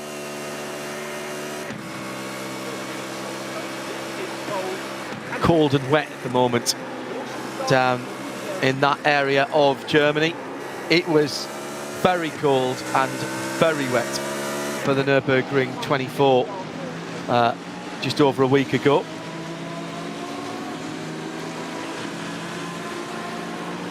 So the battle behind the BS competition BMW is as hot as it has been. Temperatures in the virtual world here on iRacing, 25.6 on the track, and that's what these guys are looking at the moment for the tyre wear and the longevity. BMW, Audi coming down the Bilstein Bridge, 3rd, 4th and 5th, or if you prefer, BS competition, Mahler and Williams Esports, Robert Hager, Alexei Arana and Dominic Steib. Nothing between those 3 cars, and from the overhead you really notice just how much smaller the BMW is than the Audi, and you tend to think of the Audi as not as big as some of the other GT3 cars, Bruce, but it actually pretty much dwarfs the BMW Z4 from a different era, albeit slightly different era. Yeah, the Z4 has a sort of rather waspish little waist when shown from above, but of course, when you get them trackside, what makes the better noise? It's definitely the bigger noise. It's the BMW. Absolutely sounds fabulous, and I think that's been one of the things I've enjoyed most this year. It's been a fair few years since the Z4s were the business out on the circuit, and right now one of them has just actually disappeared from class. No, he holds on in 2nd place, but real challenge from Alex Arana, trying to go around the outside. It's the wrong line to be on at one corner, the right for the next, but I think Robert Hager's on borrowed time. In fact, the time has been elapsed as far as he's concerned. Is he going to hold on coming out of the Mercedes arena? Good grief, he still is, but he's 2 sideways on the exit. Alex Arana makes that move stick, and he may lose 2 places in one go because Hager's being challenged now by Dominic Steib as well. he's a gutsy driver, Hager, though. In fact, he's just pushed Arana out the way and gone back into second place. So there I was saying he'd be easy picking. He hasn't got the same experience as the others, but he's putting up a fight. Drops back into third now as they head down the hill towards the cut onto the Nürburgring Nordschleife, and he's still having a go late on the brakes. He's going to have to go the long way around. That may not... Oh, there's a touch! Almost inevitably. The touch there for the Chill Blast Williams Esports car. And Dominic Steib goes off the track as they were going through the chicane just prior to heading onto the Nordschleife. Now the question for me is, was that wheel-to-wheel contact, Bruce, or is there any further damage? Well, my reading of it, it was a very light touch, but it was just the points at which the cars were going through the chicane and they were both unweighted. But the BMW stayed on the track, the Audi didn't. But I don't think there'll be a whole load of damage to the side of the car. I think it was just a classic case of just hitting the curb and just being bounced a little bit out of line, and that's why the BMW came across and hit the Audi. In fact, the Audi was trying to make a move really rather late into the chicane when I get to see it for a further replay. So unlucky for Dominic Steib, but Robert Hager, last quarter of a lap has been unbelievably busy for him, but he's sort of hung on, still listed in second place, but we know he's third because Alex Arana has got clear now. 96 minutes remain, and the computer prediction now says 12 laps to go. 22 laps predicted. 22 laps predicted. So everyone else has got that same information, and they're even on right at the start of this race will have been back timing to the end of the race. Remember when Adam Christodoulou won, they knew exactly the fuel numbers they had to do early on, Bruce. I remember talking to Adam afterwards.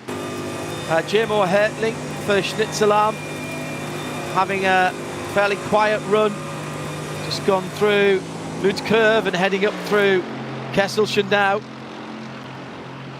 in the thundering AMG GT3.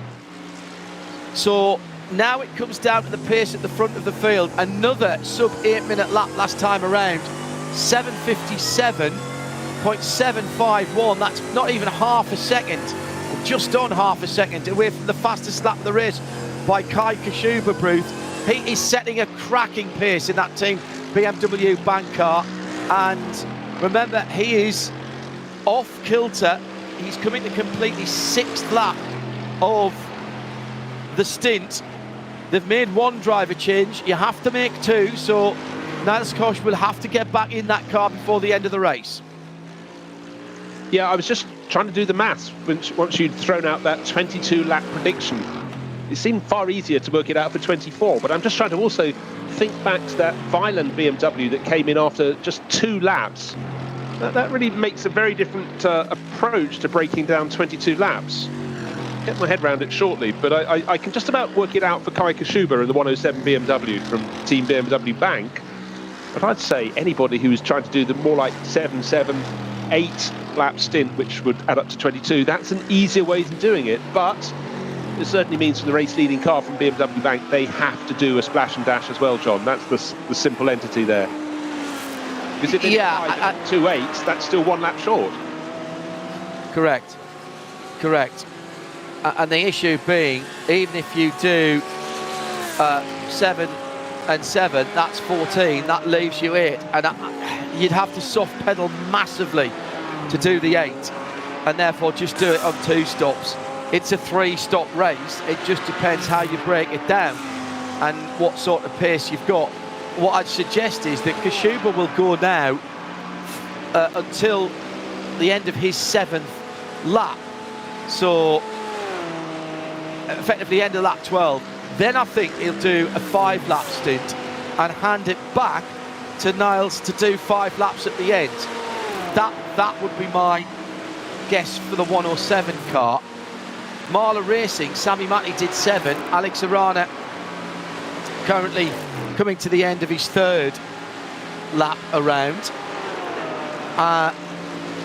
So I think they'll do 7 and 7 and then decide what to do when they get to their pit stop and see what the prediction is saying. They're banking on it only being 7. If it's only 21, of course, they can do it. Well, that's a big if. That entirely is the point, John, and I also think that's why Kai Kashuba can really press on at the moment, because he knows he has to come in and do a splash and dash, whereas the chasing cars of Alex Arana, Robert Hager, Dominic Steib, they know that they could have the scope to do an 8th lap. Maybe that's what they're banking on now, as you said, 7, 7, 8. Hey presto, 22. Hard. And the pace the pace that you've got to run at to get that extra lap. Because what we don't know, of course, is whether they could do 7.5, 7.6, 7.8, 7.95. It's no good if it is an 8. But therefore, it depends how much you've got to lift and coast and mess about with how you drive the car, what fuel settings you use, etc. The thing for me, for Kai Kashuba, you're right, Bruce. They've set out their stall for a minimum of a 3-stop race. Excuse me. And now what they're doing is they're trying to force the race onto that 22nd lap. That makes it so much more difficult for everyone else who's thinking, well, if it's 21 laps, we can do it on 2 stops. And that's what they're doing now. So Nazkosh and now Kai Kashuba pushing as hard as they can. And, again, another 7:57 last time around. I can't tell you the last time I saw him over 8 minutes. And in fact, he's come into the pits at the end of 6 laps. Now, that I wasn't expecting. Oh, okay. Shoes and socks off to work the maths on this one. But I'm just wondering. That would be the end of 7. That would be the end of 7, wouldn't it? 11, because he hasn't crossed the line to start 12 yet. Oh, okay. But I'm just debating, if you're trying to squeeze one of your stints out to 8 laps because you think the race is going to be 22 laps long, how much slower than the 7:57 do you need to go? Do you back it off by about 5 seconds a lap? But, that adds up pretty quickly over the course of a 7-lap stint, doesn't it? 5 seconds a lap, 35 seconds. I think that absolutely Alex Arana's going the right way. Well, Alex Arana now in the lead of the race, but for Kai Kashuba, as long as he and Niels Koch can keep up those incredible laps, it really is providing something very, very serious for the others to contemplate. The ones taking the traditional 7 lap, and then, as you say, that 3rd and final stint, 7, possibly 8 laps. That's the scary element. And if anybody can pull an extra lap out in the middle and get an 8-lap stint whilst they're sitting around 8 minutes. Robert Hager did an 8:04, didn't he? An 8:05 last time around, but Arana did an 8 minutes 0.6. But there's still nobody anywhere near the pace that we've seen set by the Team BMW Bank car, and Kai Kashuba's already back out again in that car. So he had to put tyres on it, didn't have a choice. So even his in-lap was only an 8:02. Now there's a 7:59 for Mats Thorger Huthsfeld in the Team Heusingfeld 101, but he's down in 7th position. He's 52 seconds off the lead. But that's a good lap. But I wonder then if what we saw there, Bruce, was a slightly short fill for Kai Kashuba to make the pit stop short. The tyres you're going to have to take, but he didn't have to put full fuel in. So if he's only going to do a five lap run. No, exactly. I mean, he could have saved that short stop, the short stint as the final stint, but I think he's doing it for track position at the moment. Doesn't want to come out in the middle of that battle behind him. Wants to come out as close to the front as he possibly can. And I think that was the decision making there. If he was further clear, he could have taken a longest time in the pits, got more fuel on board and done another 7-lap stint. But I think they've decided to get the short one done now. Let us see. Well, that was 6. That confirmed as a 6-lapper. So they've done 5 and 6. I think Kashuba stayed in that car. Yes, he did. So we've still got to get Niles in before the end of the race. Got to have the 2 driver stops. Damage on the Thomas Asmussen H2 Performance SRT 222 Porsche. I do not like saying bent Porsches. It upsets me. all on the bonnet of that car, right front. Well, let's face it, the traditional part of the car that gets bent around the Nürburgring tends to be that front right-hand corner. We see it particularly on the Mercedes, with that long bonnet on the Mercedes AMG. They really do look buckled to the extent, John, we've wondered whether the virtual driver in the virtual cockpit could actually see the track in front of some parts of the front right of the car. But the Porsche's shorter nose, lower nose, it doesn't seem to be such an impediment. But again, you've got that choice. Do you come in and take the time penalty to get it fixed? Are you aware of how much time it's costing you, if anything, in a straight line, particularly on the run down from the Döttinger? So again, decisions that have to be made. But as long as the car's feeling roughly right, I think drivers tend to leave it as it is. You'll do a little bit of take a little bit of extra time for damage. That's one thing that, of course, we probably don't talk about enough if you're not used to watching sim racing. Not just the damage slowing you down and making the car harder to drive, but then a longer pit stop. There are some repairs that have to be done, some that you can choose to do. Battle for third in the Cup class. Marcus Chirac for Asher Racing in the 27 has the WS Racing Cup 2 Porsche of Ole Schuckmann right in front of him. Sun beginning to get quite low now and become distracting for the drivers. And in the virtual world, not just as easy as Schuckmann goes down the inside at turn 1, down the inside of the GT Tyre sponsored machine to take that position in the Cup class. So Marcus Chirac now in third. Yeah, not as easy just to drop a visor down with a bit of tape over the top in the virtual world when the sun's shining in your eyes at various parts of the track, Bruce. My old trick is to always coming drive next year, John. That's coming next year. There's Nothing a button for that, still. is there? But yes, there is a moment in a race where you suddenly think, I've got a fairly good memory, I know the track goes right, but where do I brake? When suddenly you can see nothing. And it always strikes me at Le Mans, you think, particularly, you know, with novice drivers there, they come around certain parts of the circuit and they can see nothing at sunset. Well, and the same at dawn, but dawn it always seems to be a little more gentle as it comes up. In my early tin top driving years, I used to wear a full face helmet, but with a peak on it, with a little bit of dark grey coloured plexi on the peak, so that I could just move my head and put that in the way of any low sun. But I came to the rapid conclusion when I got my next helmet that I was going to have a full face helmet again, but this time I would have a selection of visors, and even in a touring car or a GT car, always wear a visor. Not always having it all the way down, but if you have it most of the way down and then have a shade band on the top of it so that you can just move it down if required, or just tilt your head slightly forward and look up through the top part of the visor in the areas of the track where the sun is very, very low. It gets to a point where you can do nothing but put your hand in front of the sun. It is, you know, there is going to be a time when that happens. Hopefully it's not very long. And on the Nürburgring, with laps at, you know, 8 minutes around, that might only be one lap. Petit Le Mans last weekend, the sun goes down at turn 7, and with a 1:08 lap or whatever it is, you get to see that an awful lot. As you were talking about that, John, I was just picturing you. I was about to chip in and say, weren't all your road rallies after dark? Didn't need a tinted visor then.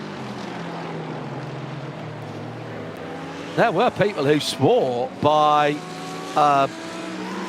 yellow tints for after night time, and also particularly in fog, yellow tints. I've seen rally drivers, even including the WRC, wear yellow tinted spectacles when it's foggy. I've tried that on the road. I can't tell if it works, but it made me feel a little more confident. That's just regular driving, you know, racing to Heathrow or something. Target timing to Heathrow, like the idea. Marcus Chirac in the Asher Racing black number 227 still has the GT Tyres sponsored WS Racing Cup 2. Lovely liveries on both of those cars, and the GT, GITI tyres, real world sponsor. See that on the Nordschleife and then Nürburgring 24 hours. One of, I think, they were on an Audi, weren't they? They were on a GT4 Audi as well in the N24. I think, again, there was 11 different tyre manufacturers. The golf team as well. The team in golf. Yes. All-female group. Yes, well remembered. It is one thing in Full Metal Racing, it is one thing that I really do enjoy about the Nürburgring. The Nürburgring 24 hours in particular. You see it, of course, at different tyre manufacturers. Open tyre class, not for all of the classes, but for most of them, including the top classes. And, you know, I was doing some work for Audi a couple of weekends ago for Audi Sport and Audi Sport Customer Racing. And they had two different tyre manufacturers represented on their Audis, which is very reminiscent of things like the Japanese Super GT, GT500, and you just don't see enough of that nowadays. I understand the financial reasons why it doesn't happen in all forms of racing, but it does, to me, add just a little bit of an extra dimension, particularly when you get in between conditions and somebody's got, we've got our drying wet, as the Germans tend to call them, and, you know, the Goodyear is slightly better than the Michelin, or the full intermediate Michelin is slightly better than the Goodyear, and everybody's praying for the conditions to be absolutely right because they know they've got a slight tyre advantage, and I do enjoy that additional strategic part of racing on the Nürburgring Nordschleife. Well, I think you can look at it from the other end as well, the other end being down in the junior class, the lower performance classes, where it might give scope for, if there's a tyre battle, for some of the less well-funded teams to get a decent tyre deal with someone. You know, you race on our tyres with the scope of possibly winning the class, and we'll give you them at a lower price, or sell them to you at a lower price, or just give them to you outright. So it's not just the top teams it helps. I always think it's a great thing. And if it can help some other teams go racing, let's go for it. Well, and indeed, Bruce, that is why at the N24 there is a TCR class, but that has a spec tyre supplier or a Solus tyre supplier. And that's why so many TCR cars go into SP3T, because that's got open tyre supply, and it does allow people to do deals and bring money in. So you're absolutely spot on. Still this battle between Asher Racing in the Porsche 991.2 GT3 Cup class. Marcus Chirac and Ole Schumann, excuse me. Barely been 6 or 7 tenths apart since we stopped talking about them, and they are still about that, coming up to a GT4 BMW, which I think is that the 470 that they were coming up on. Just trying to see if it's got a black flank. Might be the 376. Sim RC car, is it? No, can't tell. But I really thought that Marcus Chirac for Asher Racing, once he'd got past Schuchmann up into third place in class, he'd pull clear. But as he needs to help the Asher Racing Championship Challenge, little bit of a slip up for Chirac there. So maybe this is why Schuchmann is keeping him under pressure and able to stay with him. But they're both negotiating traffic very well indeed. But a short while back, when they went past another of the BMWs, it certainly favoured Schuchmann. But sometimes being the second car in a two-car tussle can be quite handy when you come up on traffic. And I think for the moment, Schuchmann's enjoying that advantage. It's Bruce Jones, I'm John Hindhoff. An hour and 18 to go. Marlow Racing Team Audi leads Williams Esports Audi in second place. Phoenix Racing Esports, guess what? That's another Audi in third position. Then we've got the first of the BMWs. Team BMW Bank Kite Schubert on a very, very different pit stop strategy with Niels Koch to the 3 cars ahead that will come in no more than after the end of the next lap, I reckon, the 3 that lead. So that 40 seconds will disappear very quickly. Then Heusingfeld in 5th, Race Union in 6th, Manfilter Team Winward. What's happened to those guys? They've had a second pit stop. Ah, yes. Alexia Loma just did a short stop, and we've got another driver into that. Jack Sedgwick is in that car. Well, that means they've done their 2 driver stops. So now they don't have to get another driver in if they don't want to. So Jack could take that to the end. Yeah, he could take that to the end, but he's still going to need another stop, I reckon, for a splash of fuel. Well, they've got Phil Ellis down that car as well. He did the qualifying, so I reckon he'll and be... he did the first... Yeah, he did the first stint. Eine Legende. Die gefährlichste Rennstrecke der Welt. Der kleinste Fehler wird sofort bestraft. Denn nur wer auf Qualität setzt, kann das Rennen gewinnen. Spezialfedern. Das Fahrwerk.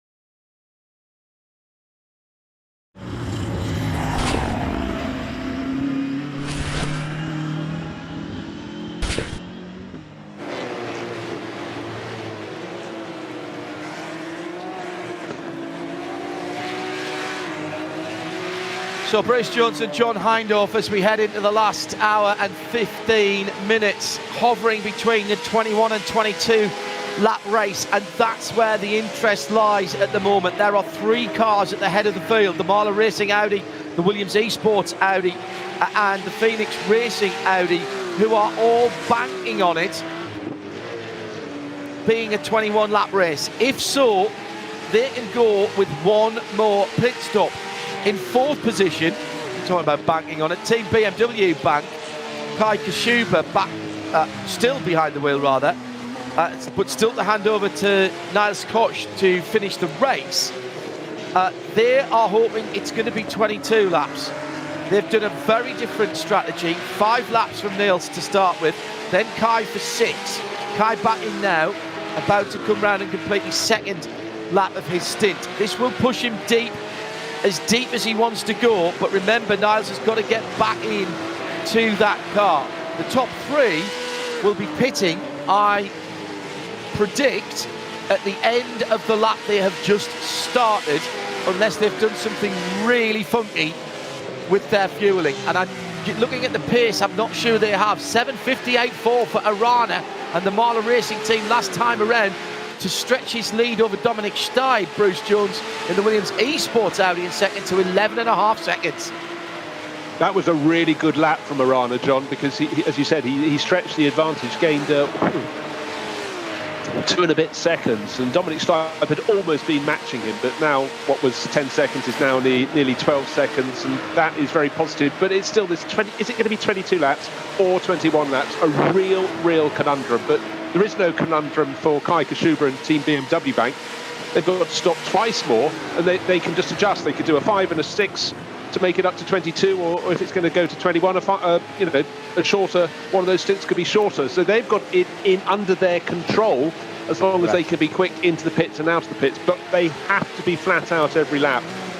In that 107 BMW. They did something differently. You've pointed out they've been the arch team for doing things differently in the digital NLS this season. Have they got it right this time? We've got to see. But I think they possibly have. Just keep an eye on Lauren Heinrich in the BS competition car as well, the 189. They're on a similar, if not identical, run as the team BMW bank. Lauren did the first one, Robert Hager did 5. That was 7 and 5. That got them to 12 laps. Lauren back in again now. So we do need one more driver in that car. But they might not be for a win, but there could be a podium on there. The Bad Filter team with 3 drivers. Jack Sedgwick now behind the wheel of that car. They're only 90 seconds away from the leaders at the moment. Jack will have to stop in, I reckon, 4 laps time. Meantime, Felix Luding continues to lead Kimmo Suominen, and that is first and second between SimRC and Core Sim Racing, both the TCR Audis, of course, at the Caracciola carousel. Oh, the noise of that 4-cylinder Audi is just absolutely wonderful. It revved within an inch of its life. Some really interesting intel about the real world cars. That I was talking to some of the competitors who run these as customer racing cars through a VLN and a N24 racing season, saying they're getting up towards 60,000 racing kilometres on a single engine. 60,000, not 6,000, Bruce, 60,000 racing kilometres. And so I asked Chris Ranke, who's the head of Audi Sport Customer Racing, so how much does a rebuild cost? He laughed at me. He said, a rebuild? So we don't rebuild them. When somebody decides they need a new engine, we just sell them a new engine because it's a street car engine. There's nothing really very clever about it. There's 1 or 2 of the ancillaries that are changed, but effectively it is the road car 2-litre turbocharged engine. And he said, yeah, they'll lose a little bit of performance, but 50, 60,000 kilometres is not unknown for a customer car. All right, if you're racing in the WTCR or you're racing at a very high level, then I'm sure they change them out between that. But, you know, for a car that costs 139,000 euros or whatever it is, and is a factory-built racing car, that is cost-effective motor racing. It is, and I think what stands out to me more and more as I watch them racing in these longer races, I think they're not so well suited to short, sharp sprint races. I think they're far better in the longer races because they're bulletproof. I agree. And all of the manufacturers who do the TCRs now do quote-unquote endurance racing kits, so a bit bigger fuel tank. They have better lighting kits, sometimes slightly different interiors with more quote-unquote endurance-focused interiors for nighttime racing. And of course, once you get over an hour, you are allowed ABS on these cars. So ABS, I've had drivers tell me that unless you absolutely rock it these cars, it's pretty hard to lock them up because they've got such high downforce levels inherently in the shape of the cars. And it looks like Michael Schüttler is using that downforce to go into second place. Well, at least not his downforce, but the hole in the air that was being punched by Felix Luding, who now scored in second place after the pit stops, because leading is Kimmo Suominen for Core Sim Racing. So what happened? Oh no, sorry, excuse me, got that the wrong way around. That was Kimmo going through as they both come into the pit lane. Sorry, I confused myself there looking at the numbers in front of me. As they both pit after, let's have a scroll down. They are both pitting after how many laps? Do you reckon that is... Marius Golombek did... only did 4 laps. And Kimmo Suonen has done another 5 laps out at the end of that, and I've managed to close the window down that I needed. So, okay, they can't go to the end from where they are, I reckon, Bruce, those TCRs. Vodafone team gets speed. What's been their problem today? They were at the sharp end, sitting in 9th position, and the bright red Alexander Batter-driven car now some 2.5 minutes away from the leaders. Unusual. It is unusual, but it's a different driver lineup. Fabian Schiller has been pretty rock solid for Team Get Speed, but certainly for me, I didn't commentate on the last round, but Alexander Batter is a new name for me. But you know what?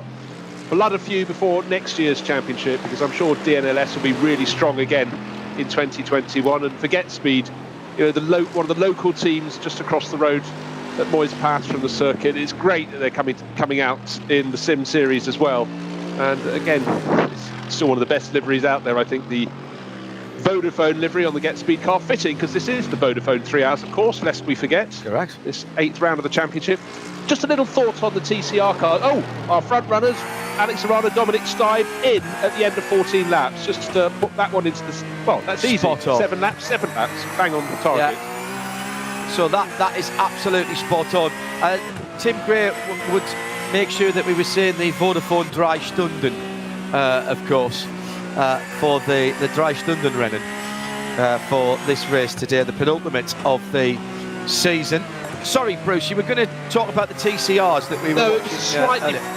Slightly flippant comment. I was also thinking, just look at the shape of a TCR, and in the middle of the night in an endurance race for an older racer, you don't have to get down quite so low to get on board. Just a thought. Fair point. No, that is a fair point. And you know, the GT, the latest versions of GT3 cars very much been designed with different shapes and sizes of drivers in mind, and nice wide door openings.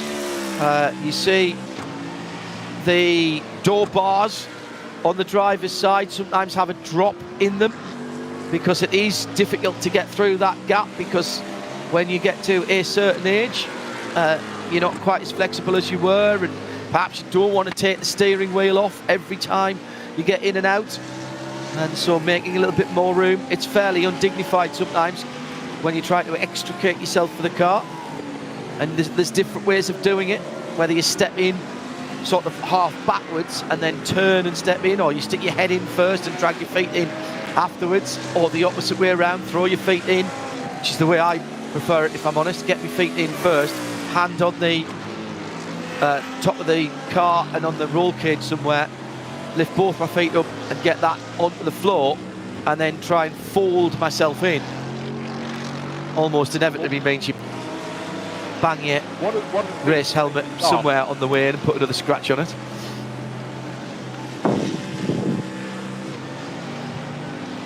Jack Sedgwick now behind the wheel of the Manfilter Team HTP Winward car, which is now promoted up into 4th position.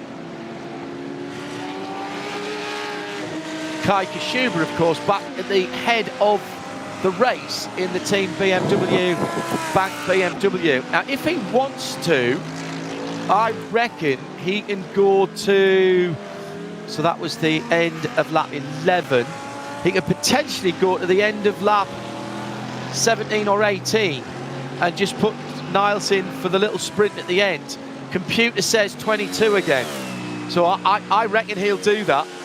I reckon he'll go 6 or 7 laps now and try and keep this race, Bruce Jones, at the 22 lap distance.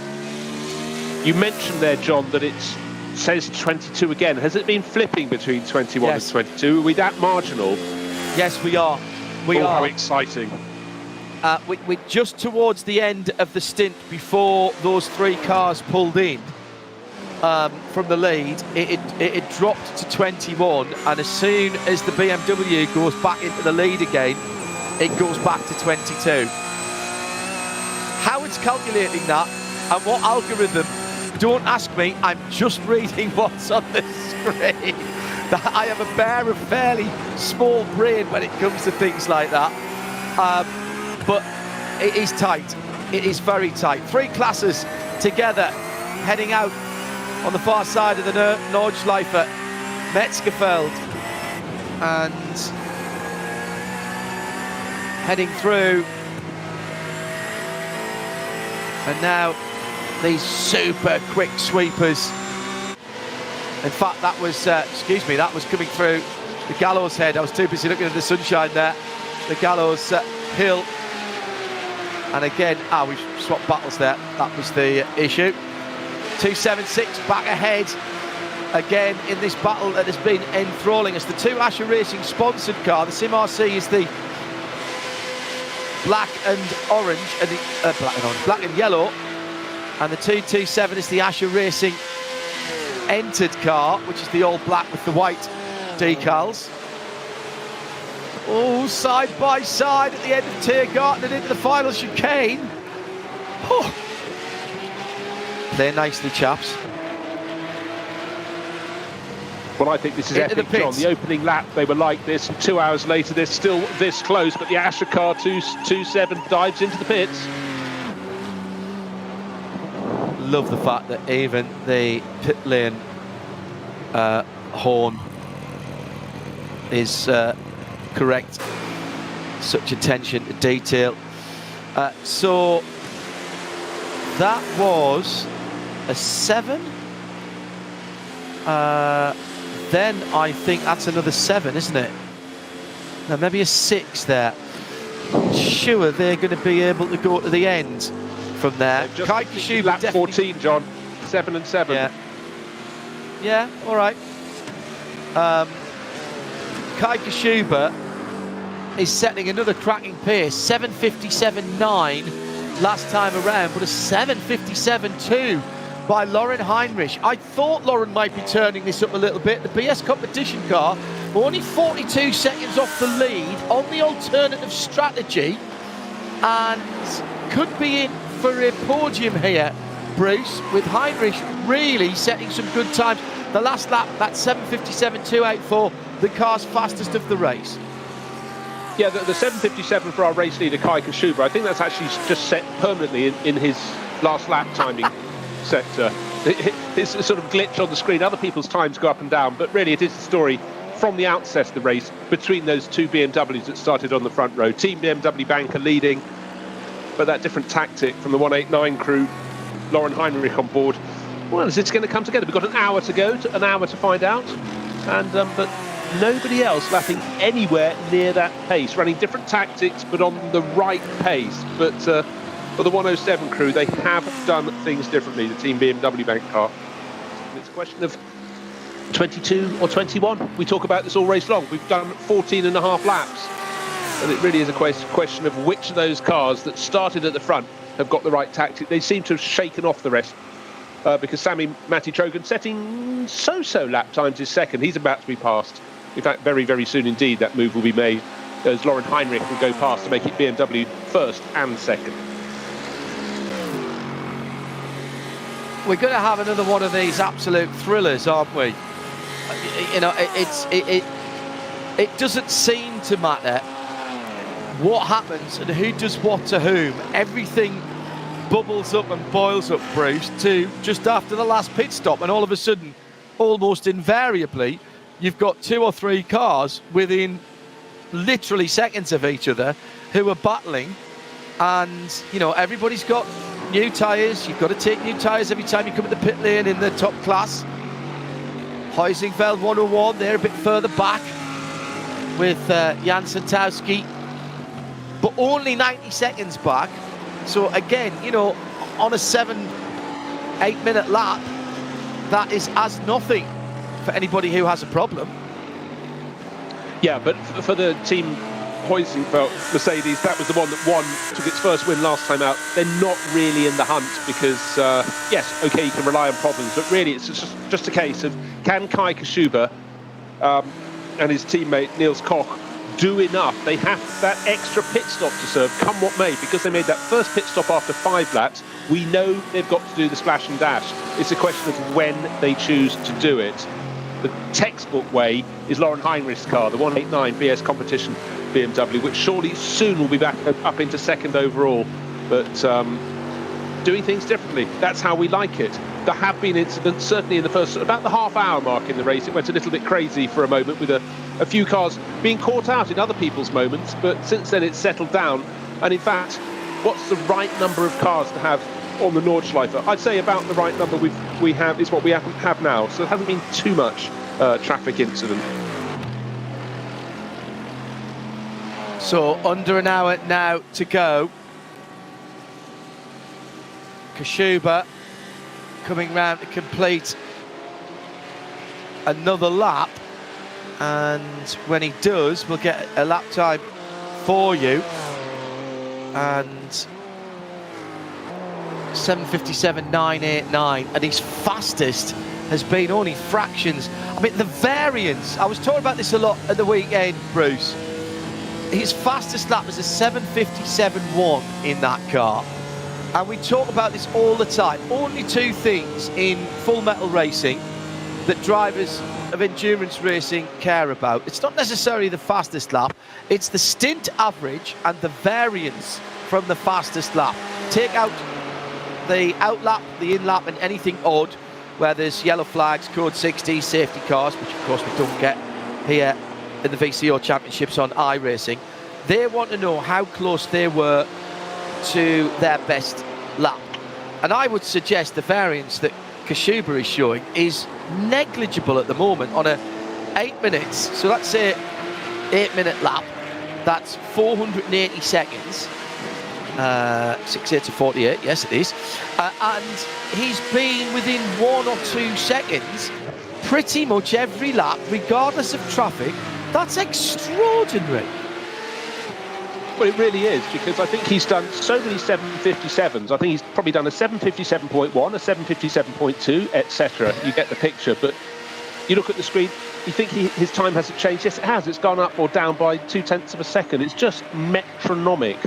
And though I'd say it time and time again, the scope with traffic, with dropping light and stuff, of just making a little slip up here or there, losing momentum. It's so easy to be 1 or 2 seconds down on a good lap. The rest of the lap could be perfect, but yet he's getting it nailed lap after lap. So these are really, really strong stints. But do not forget, the 107, the race-leading BMW from Team BMW Bank, did a 5-lap stint, a 6-lap stint, and then we're going to see how it's going to divide the remaining laps. All its rivals, still with, actually, I've been talking about Lauren Heinrich and BS competition, but Sami Matitroga has got that Marla Racing Audi in second place. He's being hunted down by Lauren Heinrich by several seconds a lap. That's why I thought the position would have changed by now. But he is in the mix as well. But for Kashuba, he's just got to keep pressing on. They've got to build the time advantage in there for that pit stop, the extra pit stop. They're 36 seconds clear. Will that be enough? Ooh, let's find out.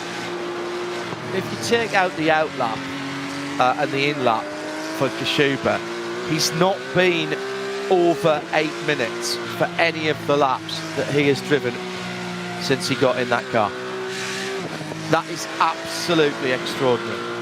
Absolutely extraordinary. And let's not forget, I know it's not the kind of numbers we see at the Nürburgring Nordschleife normally. We've only got 50-ish cars here, but he's still lapping cars. It's not as if he's out there on his own. There are fewer cars, but he's still lapping people. And I find that absolutely extraordinary. I'm just checking the calculations to make sure I'm right.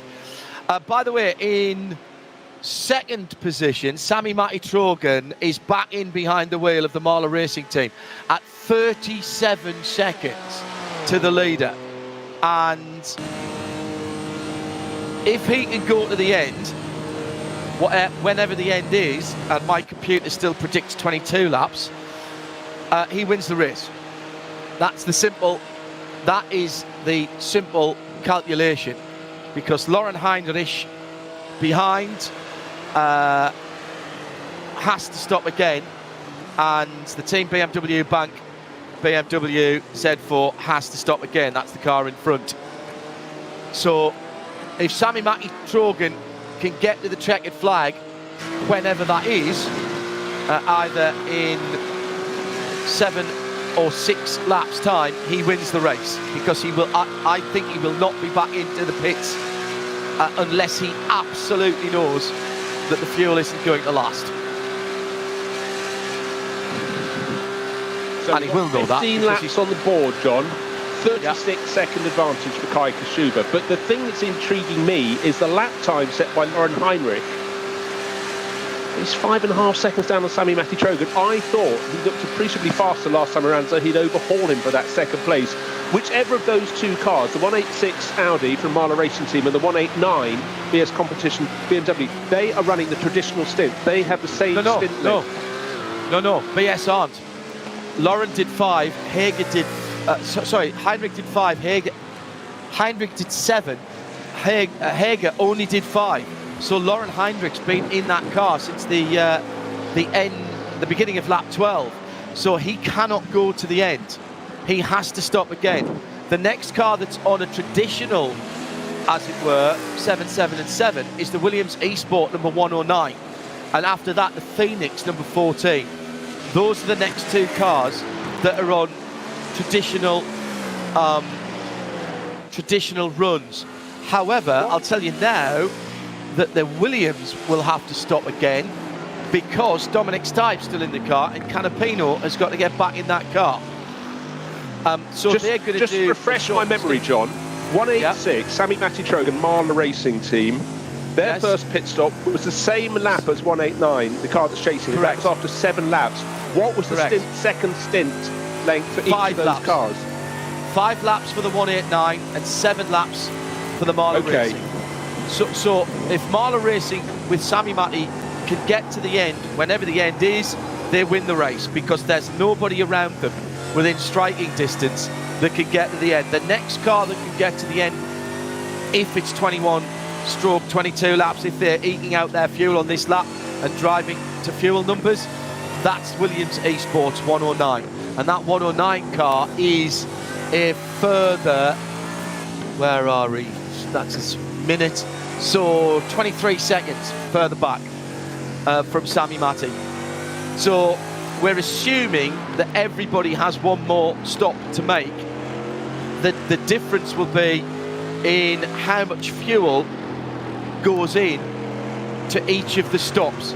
If Trogan somehow, and he did an 8:02 last time around, if Trogan is driving to fuel numbers right now, and you have to do that from the start of your stint, which is and then if he ekes out an 8-lap stint, I reckon he's going to be close on winning the motor race. It'll be a massive chase from either Heinrich or whoever gets into. Well, it'll have to be Niles Koch. So Niles Koch has to get back into the 107 car. So which is in the pits. Flat-out blast. It's in the pits, 107. It's done a 5-lap stint, a 6-lap stint, and now a 7-lap stint to add up. No, it hasn't. What's it done? What am I talking about? It's another 5-lap stint, because that adds up to 16 laps. So that's exactly what I thought. I thought they would do 5 or 6 at this point, and then put Niles in to take it to the end, and that would seem to be what it is doing to the end of the race. So that's interesting. So Sami Matti Trogan goes back to the front.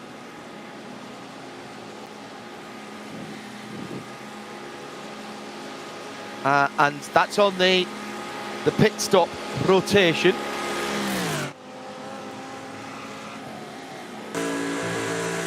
that's very interesting, John, because I reckon that the 107 BMW would go another lap longer to have a shorter final pit stop, but maybe it's to give Niles Koch a decent run. And so he's fallen down to fourth place. He'll keep on tumbling. Also in the pits is the 109 Dominic Stibe Williams Esport Audi. So the Marla Racing Audi out front for Sami Matti Trogan, being hunted down, closed down very slightly by Lauren Heinrich in the BS competition BMW. But times are changing, and BMW bank car, Niels Koch on board, leaving the pits now. So that's the 109 team accepting the fact that they can't get to the end. That was a one-lap stint for Stein.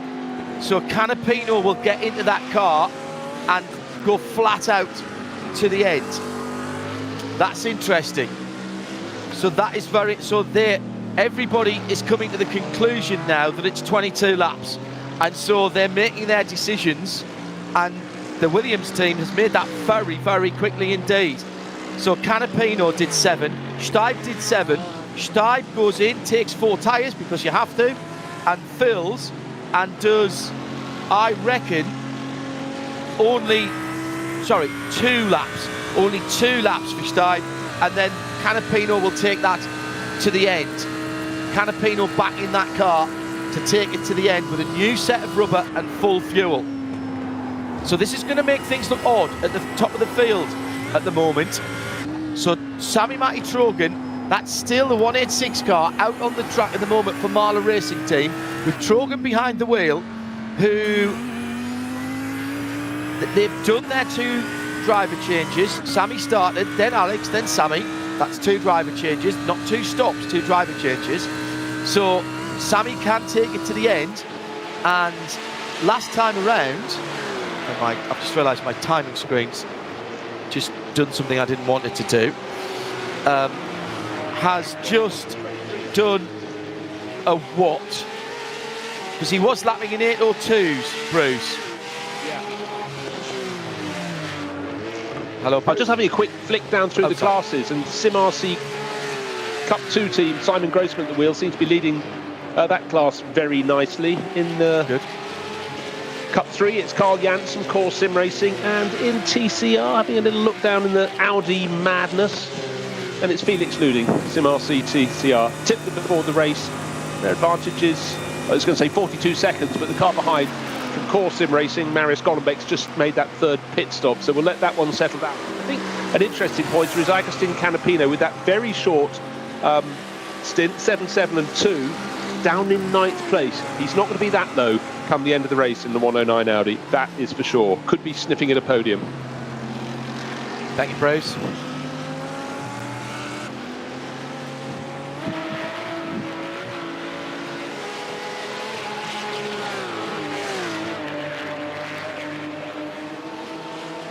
So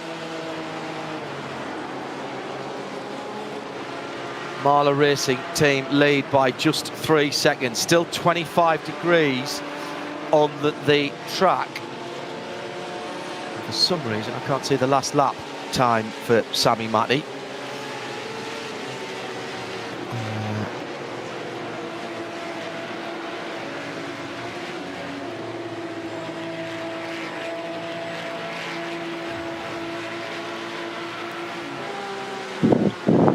I think he's driving to a number at the moment. I think he's driving to fuel numbers. He's going to try and get that 8th lap. And with him in the lead, he effectively, if he can stay out ahead, Heinrich has to stop behind him. Sedgwick has to stop behind him. Niles Koch doesn't. So Sami Matti-Trojan, I reckon, has got 51 seconds to play with to win the race if he's going to stay out.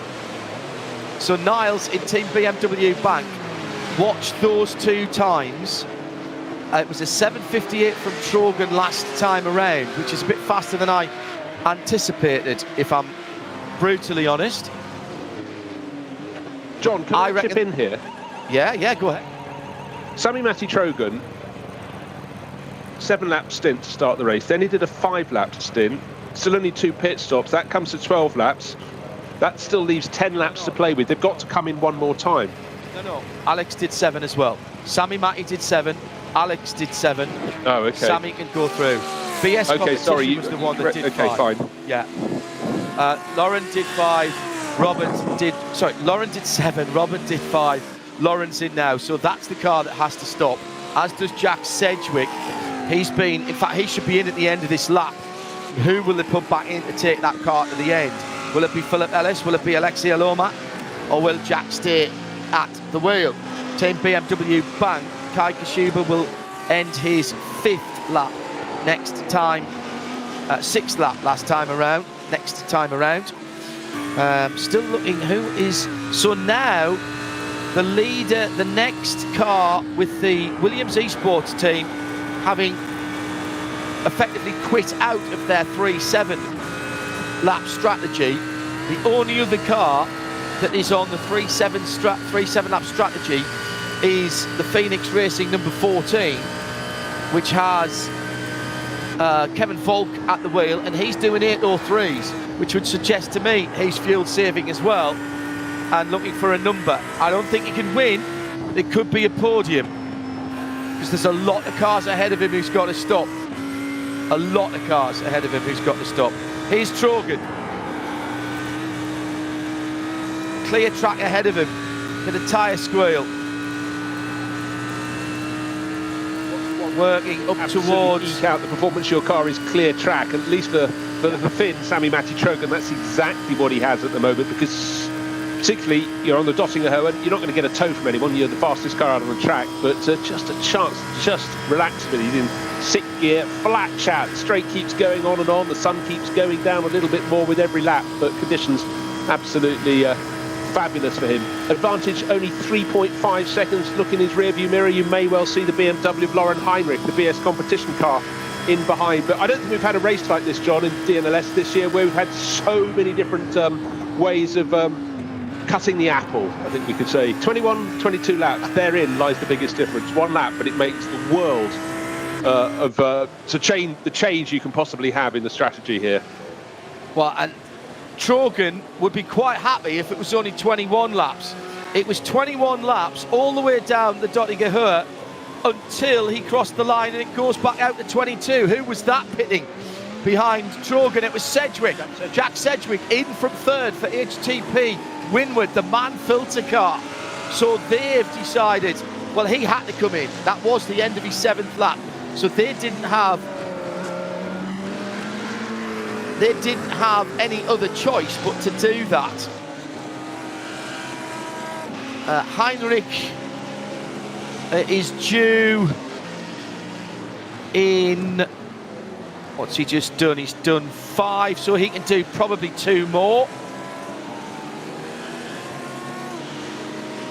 Trogan, I tell you, they've been very clever here. Very clever indeed. Doesn't have to fight Heinrich if he thinks he can do that 8 laps, Bruce. And it's still 25 degrees. Track temperature's been very moderate.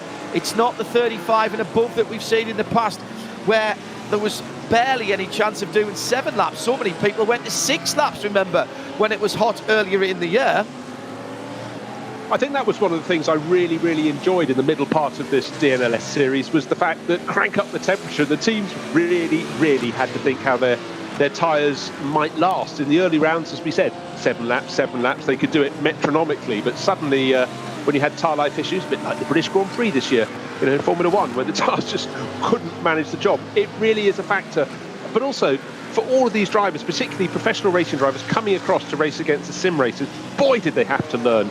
And I think it's great. But right now, I'm still not entirely convinced that Sami-Matti Trogan and Marla Racing Team have got it all right. Okay, what time have we got left? 39, 40 minutes in this race. But we're going to know in the next couple of laps, John, I think. Well, that's 5.8 to 40, aren't they? So, you know, that's the way of looking at it.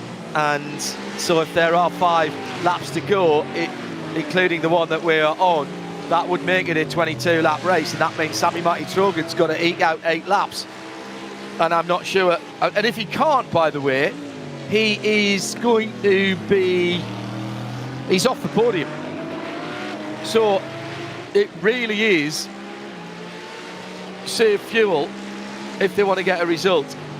They're at 1 minute and 3 seconds ahead of Kevin Volk in the Phoenix. And that number 14 car, if that car somehow can find an 8th lap, he's on the podium. If Sami-Matti Trogan finds an 8th lap, it's going to be a chase for the last however many laps since Lauren Heinrich and Niels Koch have pitted, and to a certain extent Jan Sentowski. Where's Sentowski in his... yeah, he's going to have to stop again as well. He says, hang on. Adam did 7. I think Max Thorgoni did 6. Yes, he did. So Sentowski, I think, is going to be, even if he's saving fuel, a lap short. So he's going to have to stop. And the question is then, do they change driver or not? You've still got to put a new set of tyres on, remember. That's the regs every time you come into the pit lane. Carl E. Janssen. Carl and Sindre Setsas driving together. Talking to Sindre on Saturday night. Sindre wasn't racing in the VCO Petit Le Mans, but was watching. There was a very scary sounding drinking game going on that involved cars being retired, and Carl was playing a bit of catch up on that. We encourage responsible drinking, of course, at all times, and never when you are driving in real life. But they are en route to the GT4 Championship if they stay where they are. It's been a good run from the Schnitzelarm Racing youngsters. Tim Neusser in the BMW, and I think second place would be the best result, Bruce, that we've seen for the new BMW M4 GT4 if they can get that Porsche car home. Caymans at the start. But it was interesting, of course, a lot of the teams, when the BMW M4 was introduced, they got to try it in the middle of the week. Do you fancy it? No, we'll stick with the Porsche Cayman for another round. And I like these elements coming in, but early in the race you were talking about the best placed BMW being 4th in class, but for Tim Neusser just coming into the... No, sorry, it's the car above that's come into pits. Second place in the class, a real change. But I expect Sindre Setsas just taking over now from Carl Janssen. He can clinch the outright championship if he carries on. He's leading the class, come out, take another class win. Second place, I believe, was going to be good enough for the overall title in Cup 3. And has to be said, looking very, very good for them. So Sindre Setsas, wonderful season for the Norwegian. Carl Janssen, his Swedish teammate, done a really good middle stint there. But yeah, it's about just rising to top time and again. But it'll be a Porsche winner, of course, in the 718. It's Bruce Jones, I'm John Hindhaugh, and we're down... Where's the last 2.5 hours gone? Down to the last 35 minutes. Jan Sentowski in the 4th place, Huizinfeld 101, 7:59.7. So joins the sub 8 minute fastest lap club as he is 4 laps into his stint. He'll need a splash. So he's got the hurry up now, and I wonder if he is going to try and do a couple of quick laps and then pit to go to the end. 7:59 from Sami Matti Trogen last time around. Has he hit his fuel numbers? Is he going to get that extra lap? There was a little bit of a change in fuel and balance of performance partway through the year. Made it much harder for people to get that 8th lap. But it's been, generally speaking, it's been the tyres that have been the deciding factor and the limiting factor of the performance of the tyres. New tyres at every stop by mandate in that category. 2.7 seconds the lead, back to Heinrich. I think we'll see how hard Sami Matti fights here as to whether he thinks he's got the fuel numbers. Because if he lets... of space, because it was 2.7 seconds. I think there was a little mistake from Lauren Heinrich. It's gone out to over 3 seconds. It's been coming down and down with that BS competition, BMW getting ever closer, but suddenly any shots of Sami Matti Trogen didn't have the BMW almost on its tail, and it's probably gone out by a second or two. That is manna. That is a gift from above. When you're being hunted down, just get that bit of breathing space, then you get a chance to really measure it as you go down the Dottinger. You've got clean line of sight to your chaser. And the good news, he's slightly smaller in the rearview mirror, so it looks an advantage to Audi around the course this lap. It's fine margins indeed. So Trogen coming to the end, the light beginning to get ever more golden. Oh, is he moving across? No, he's not. He's going on to another lap. Comes across the line. And there's no doubt in my mind that that BMW is very close. And that's because that's a new fastest lap from Heinrich. Despite what happened in that long final sector, or penultimate sector, 7:56.7 from Heinrich. That's qualifying pace. Niles Koch in third, Santowski in fourth at the moment. But those three, I'm pretty certain, have got to stop again. There's a big question mark over Sami Matti-Trogen and his pace at the moment as to whether he can eke out the 8th lap or whether he can somehow work the clock in his favour. And I'm not sure he can work the clock. I think the clock's going to not be on his side. Remember, the last lap is the lap on which the leader is when the time expires. So if the time expires on the Dottinger Hood, the checkered flag will come out that time around. The time expires as you're just going on to the Hatzenbach to start a new lap of the Nordschleife, then you've got the rest of that lap to do.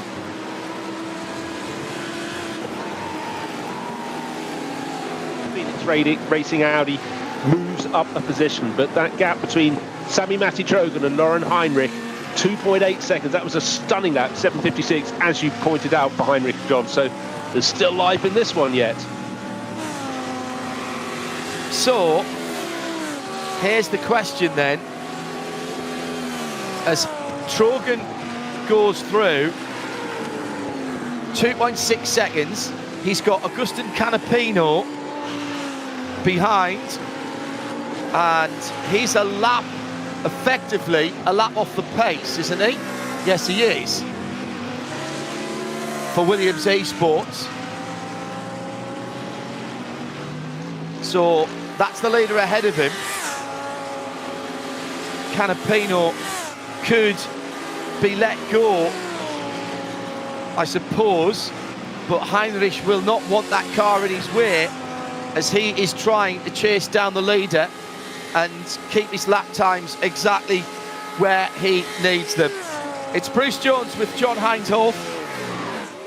31 minutes remain of the penultimate race of the season of the DNLS, powered by VCO, and there's still strategy to play out.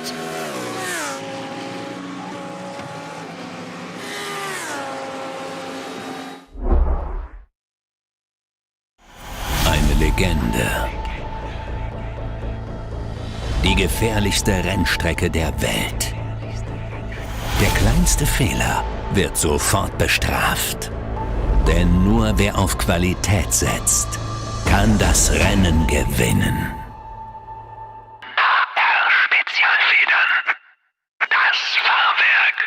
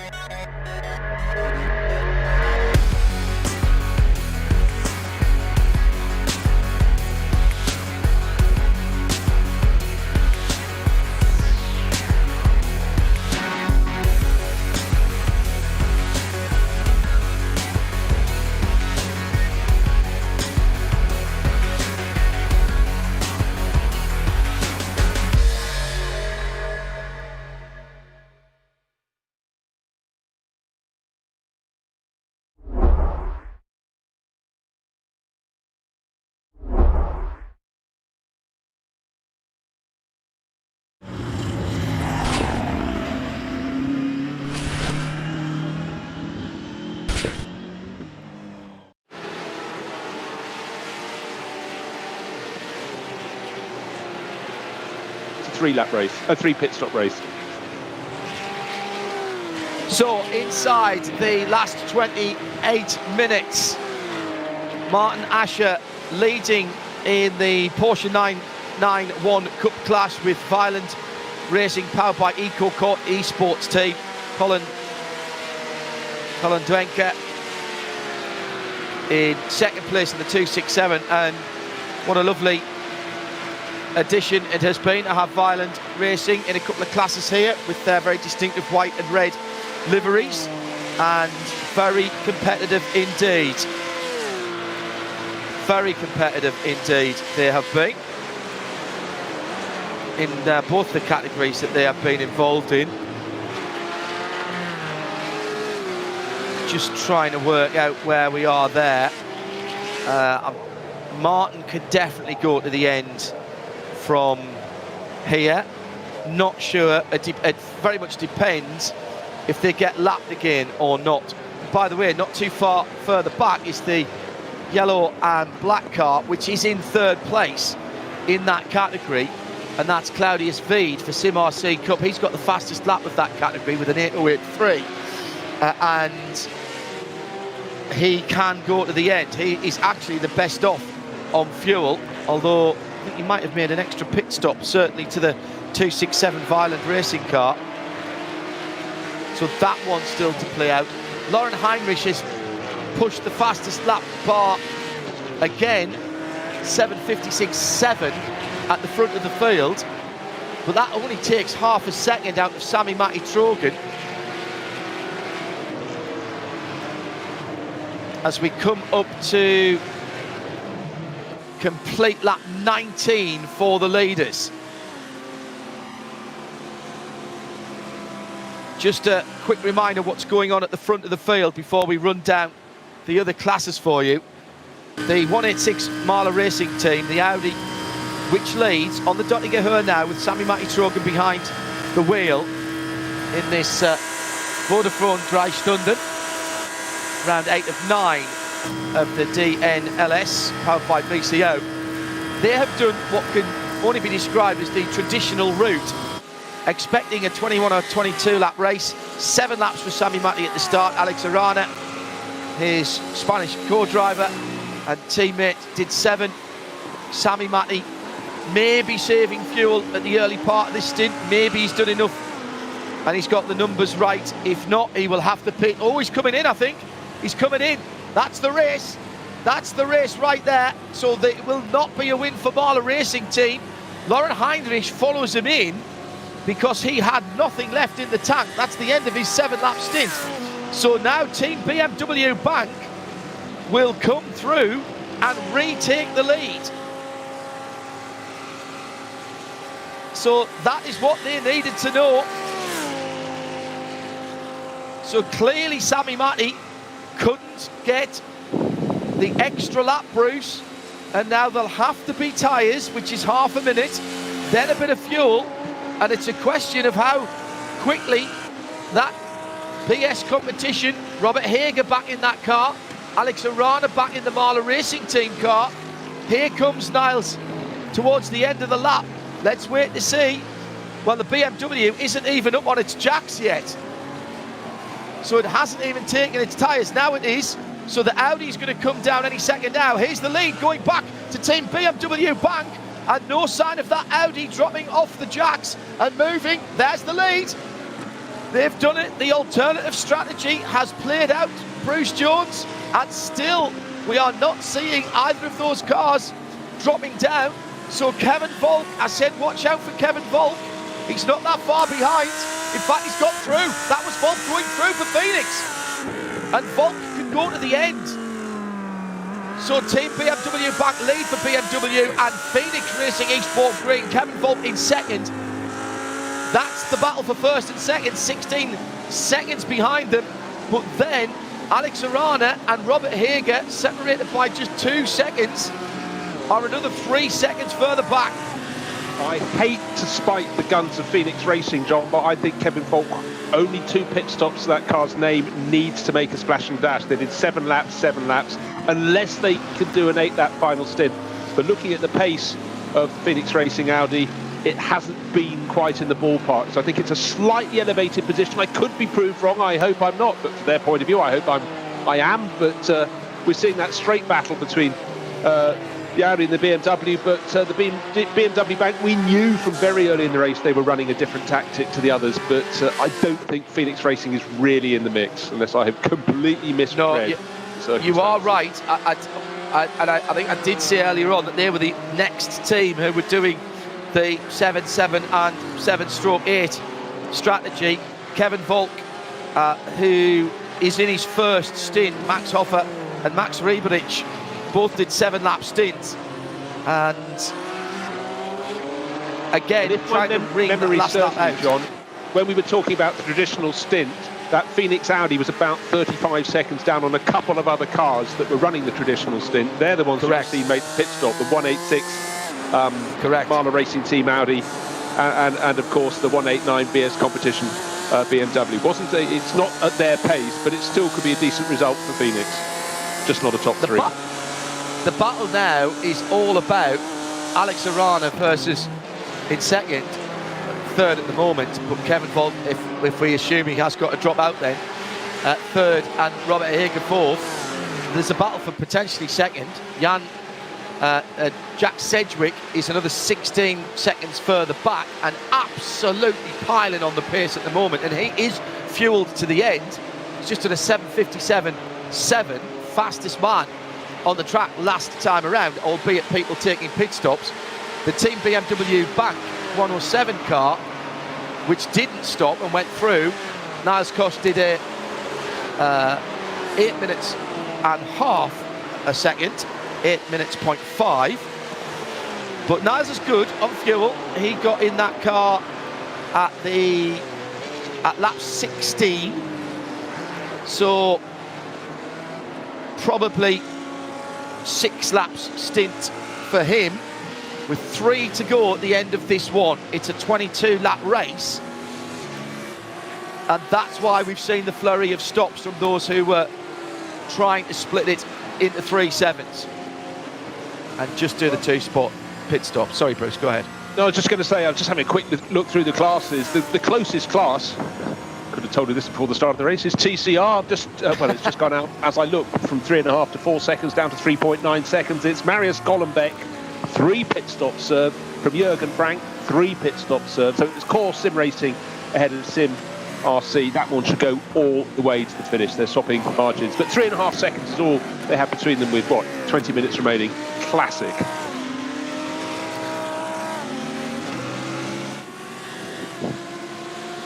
So now, with the light fading, what a great time this race has been run in terms of race time. We're just going to get probably a couple of laps. We're into the gloaming now, the twilight.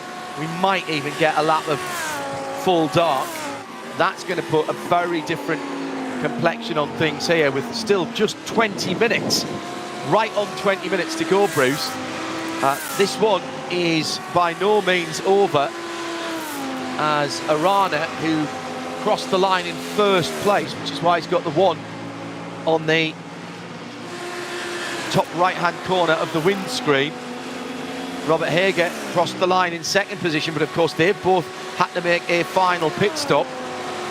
So Kevin Volk in the yellow and red Audi Sport customer racing colours of Phoenix Racing. Actually, that's Audi Sport colours, isn't it, the Phoenix? And he is actually in second place. The green and white Audi is in third. Robert Hager in the striped BMW is in fourth, and the dark grey Team BMW Bank 107 is the leader of the race, despite the fact it has 0-3. So confirmation then. Team BMW Bank leads from Phoenix for that 18 seconds. And then about a second between Volk and Arana for the Marla Racing team. Another 3 seconds back to BS and Robert Hager. Then Manfield is another 16 seconds further back, with Jack Sedgwick trying to charge for a podium position. Then Santowski for Heusingfeld, 101. He is another 50 seconds and half a minute ahead of Fabian Schiller. Not been Vodafone team get speed today, has it? Down in 7th position. Fabio Bersuch for Violent is still on the lead lap, but nearly 4 minutes down on the leader, and that's the top 8 that are all GT3 cars with a couple of pit stops. Now that was significant. That was the young Schnitzelau BMW going into the pits, I think. Yes, it was. In fact, we've got Tim Neusser coming in from first position, and Vasilos Belatsidis is coming in from second. That was the Keep On Racing team. So who's going to go into the lead in that class? Oh, it's the Porsches, of course. Porsches are still first, second and third. The BMWs have just pitted for the last time. So Sindre Setsas back behind the wheel of the 303 car leads the GT4 category from Niels Carstensen for RSO, and so Rensport Christian Bug in third. So after the BMWs have been right up there, it's back to the Porsches at the front of the field. Now, Phoenix Racing, Kevin Volk with the Marler Racing, Alex Arana right behind him, Bruce. Starting to sweat a little bit. I was going to say the hero of this race is probably going to be the team BMW Bank tactician who worked out it was going to be 22 laps. It was going to be a 3 pit stop race rather than just trying to chance it by doing a 7-7 and then finding the third 7-lap stint wasn't enough. But I think for Kevin Volk, he is a sitting duck. He has been passed, is being passed by Alex Arana. That was always going to happen because in terms of natural pace around the circuit, certainly the Marler Racing Team Audi has been the pick of that duo. But how are we doing? 20 laps already on the board for Team BMW Bank. So just the 2 to go. The advantage 17, 18 seconds.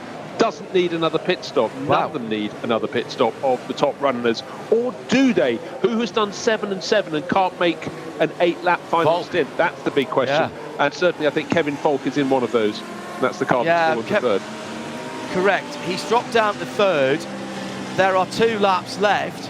If he does have to pit at the end of this lap, there's no chance of him holding on to that. He's going to drop down to 5th position, I would say. Yeah, actually no more than that, you're right. Yeah, he might get out 6th. Before Sentowski, because Sentowski's nearly a minute further back from Sedgwick. Yeah, Sentowski in the Heusing-Felt Mercedes, that team has very much based itself around going for really quick laps. We've seen that through the stints. They just knew they were going to be making a third pit stop. There was no chance of them making anything else. They played their hand, but right now 17 seconds is the gap between first and second. That's Niels Koch for BMW Bank ahead of the Marler Racing Team Audi with Alex Arana. Kevin Volk now in third, but he's being hunted down by Robert Hager. Robert I haven't seen too much through this season, but he's been really impressive. John, remember the opening laps, how robust he was? It all got a bit busy when he was battling those 2 Audis, fighting over about, what, 2nd to 4th positions, but still in there at the end, still lapping pretty well. Tell you what, Bruce, that was a very good lap from Alex Arana, which was out of the pits, remember, and that was still only an 8:01. That was very impressive indeed, as against a 7:59 for the lead Team BMW Bank. So 17 seconds and 1 and 3/4, 1 and 2/3, getting down to 1.5 laps to go, but that's 1.5 very long laps of the Nürburgring Nordschleife with the sun right on the horizon and behind what little cloud there is at the moment. Still a very temperate 24.6 Celsius in the air and 25 degrees spot on the track. So that really hasn't changed, barely a degree since the start of the race, Bruce, and that's helped the tyre life here and made this a very interesting race. Yeah, 100%. I mean, what we've got, I've just been doing the maths, in this final stint, providing we go to 22 laps, which I think is now established, is that Niels Koch leading the race, he's had to make his tyres last 6 laps, whereas the chasing Alex Arana in the Marler Racing Team Audi, his later pit stop means his tyres have to only do 4 laps, so he can push them a lot harder than Niels Koch can do in the race-leading BMW Bank Z4, but look, He's 16.5 seconds down. Are you going to find that with tyres that have, effectively 50 kilometres less to play with? I don't think so. I think it's too much of an ask. But Alex Arana clearly on this outlap is doing everything he possibly can to close the gap. Heinrich did get out of the BS competition BMW, the 189, so it is Robert Hager back in, as Bruce was mentioning. Didn't have to do that. They'd done their 2 driver changes. The team BMW Bank 107 have done it completely different to everybody else. 5, 6, 5, and that was Niles into Kai, to Kai, back to Niles. It is completely different to anything else on my chart that I'm looking at the moment. Really interesting. Sami Matti-Trogan 7 to Alex Arana for 7 in the 186 in seconds, battling through at the moment. Then Sami Matti-Trogan for a shorter stint, and then Alex getting back in to finish off. To be fair, there's not much between those 2 drivers in the terms of their pace, so maybe just giving, with the light fading, maybe Alex is a little happier running in the dark. Sami Matti, though, very, very good indeed as well. The Phoenix Racing car in 3rd position. Well, they've had 3 drivers. Max Hofer for 7, Max Rieberich for 7. Kevin Volk will end his 7 lap next time around and start the last lap or come into the pits. Kind of want them to roll the dice, don't you? He's going to struggle to stay ahead of Robert Hager. He's only got 1.6, 1.5 seconds on him, and if he is saving fuel, I'm not sure that he can hold him off anyway.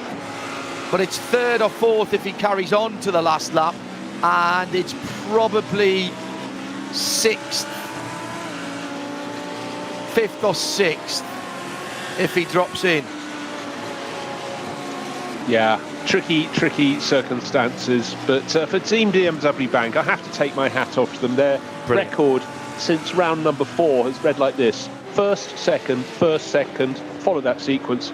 Surely must be a first coming up next. They do things differently. They really, others must practice during the week, but they must practice principally their tactics, their race tactics, how they could really find an advantage. Here we have just 10 and a bit minutes on the clock. They're 16.5 seconds to good over Alex Arana. And we know it's now to the sprint to the finish, and they've got the pace.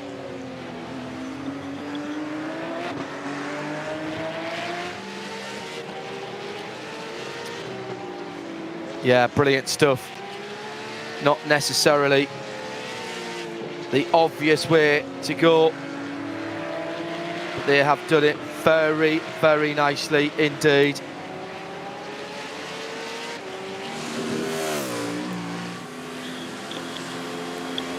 Bruce Jones and John Hindhaugh been watching this one, and we've got another DNLS race, the final, the 9th and final round of the season, still to come this year. All the details go to VCO or to Digital Nürburgring websites. Still time to try and get an entry in.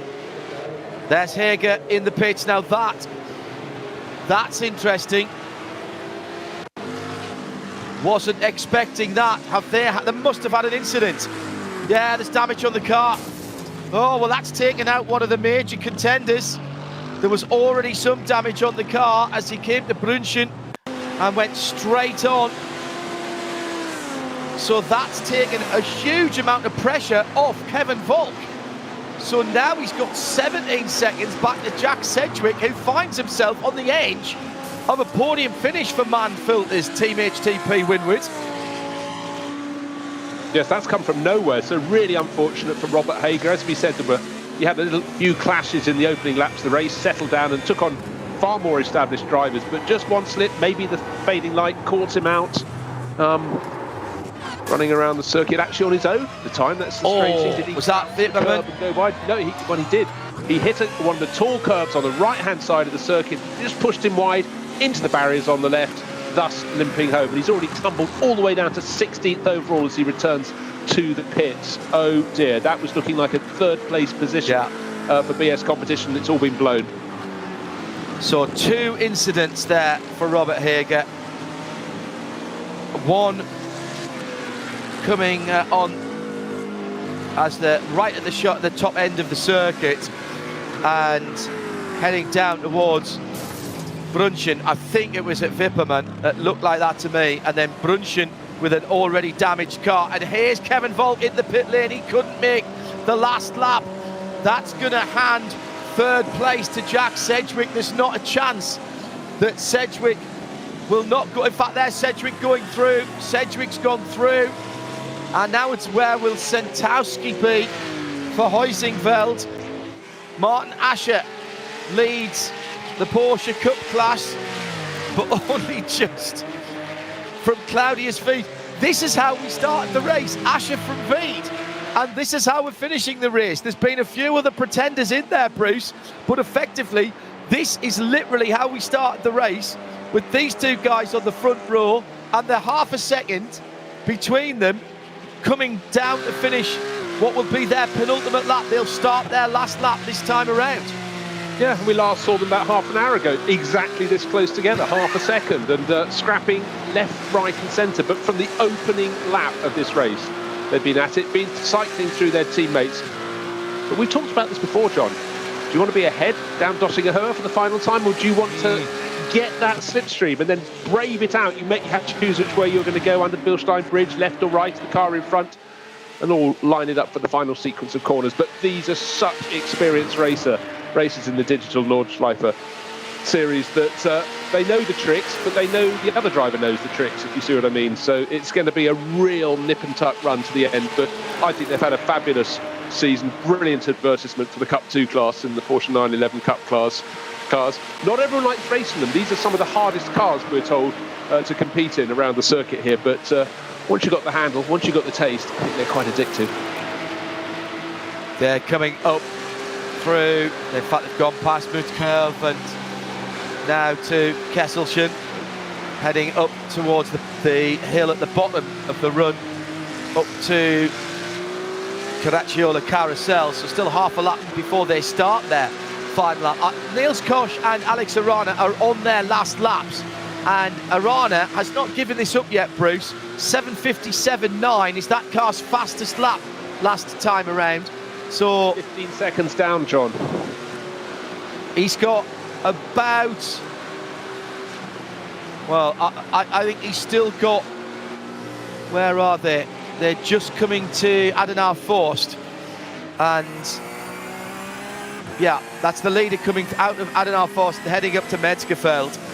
And in the gathering darkness, still a bit gloomy, still all right though. The headlights aren't making that much of a difference in terms of picking out what's going on. The problem is in the failing light, it's really quite difficult sometimes to pick out the intricacies. You've got to drive by muscle memory here. Down at Brunchen is where we find the battle for the Porsche 991 Cup class. Heading up through ice curve, point the car at the sky, over the top, keep the car to the left-hand side, brake just before the bump to keep the car on the ground, and then down a gear into the right-hander.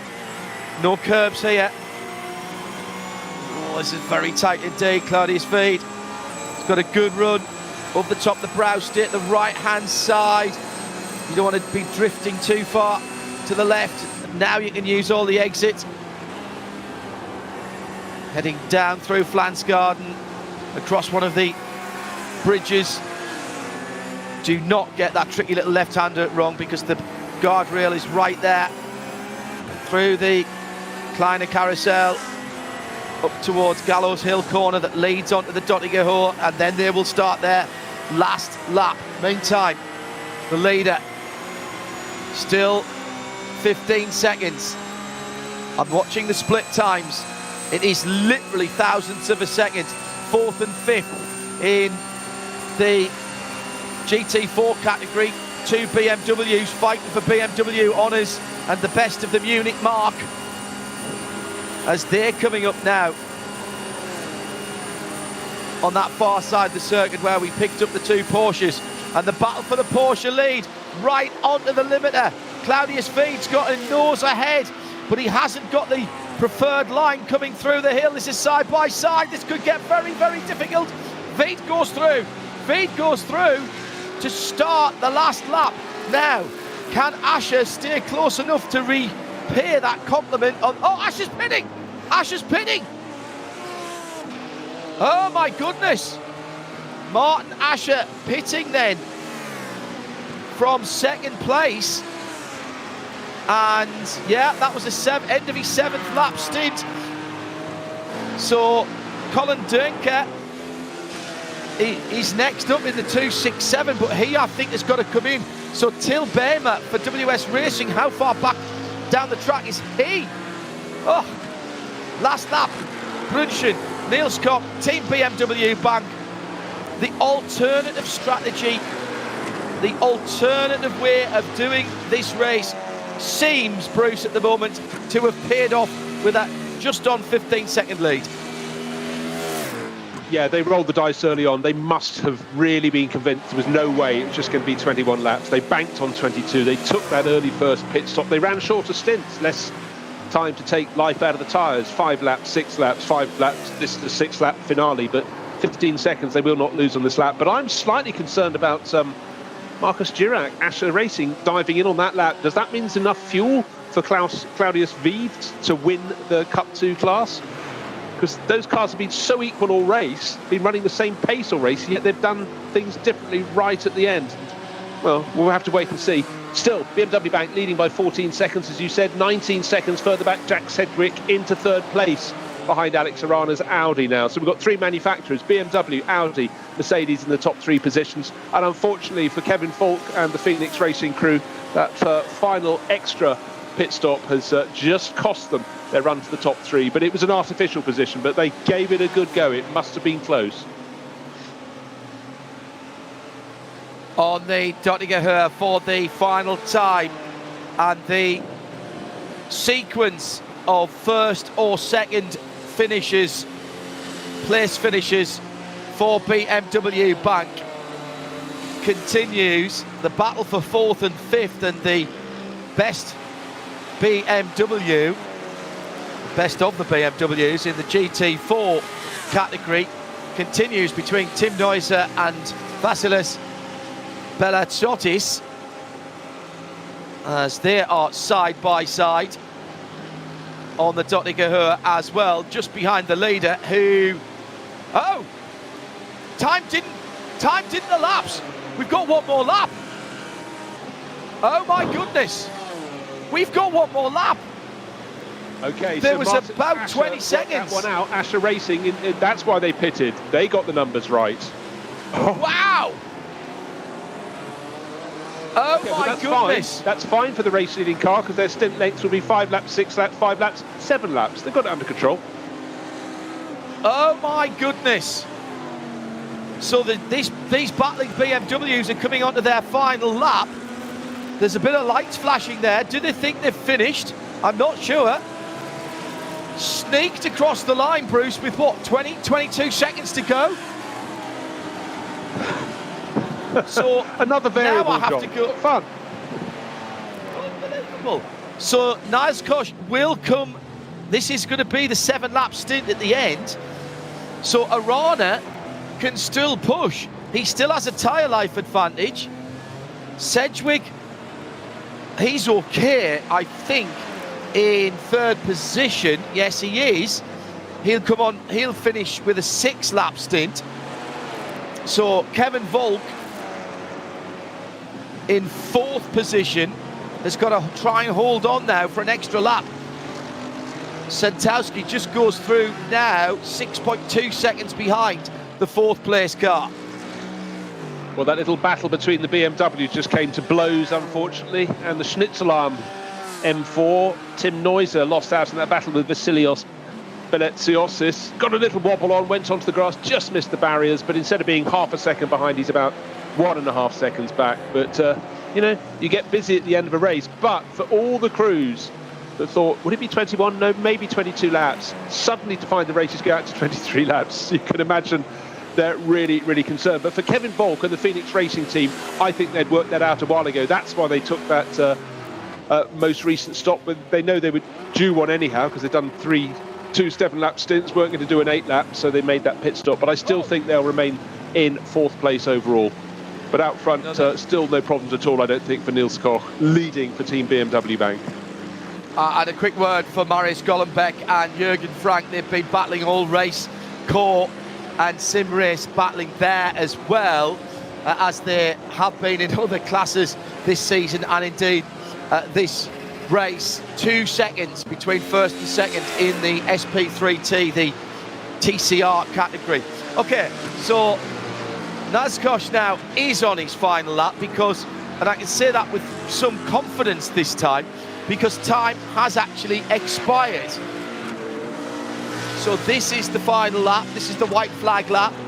It is getting darker now, and Nils and Kai Kashuba have done exactly the right thing. So this is another, all that time when we were looking at 21 to 22 laps, and then all of a sudden, so Niles did an 8:02 last time around, but that wasn't enough to get to the end of the race and the checkered flag.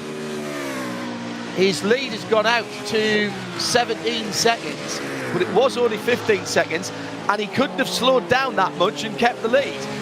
So I think it was about 15 seconds when he went across the line, wasn't it, Bruce? So he had to keep the pace up at the end there, and that's what took him into this extra lap. Yep.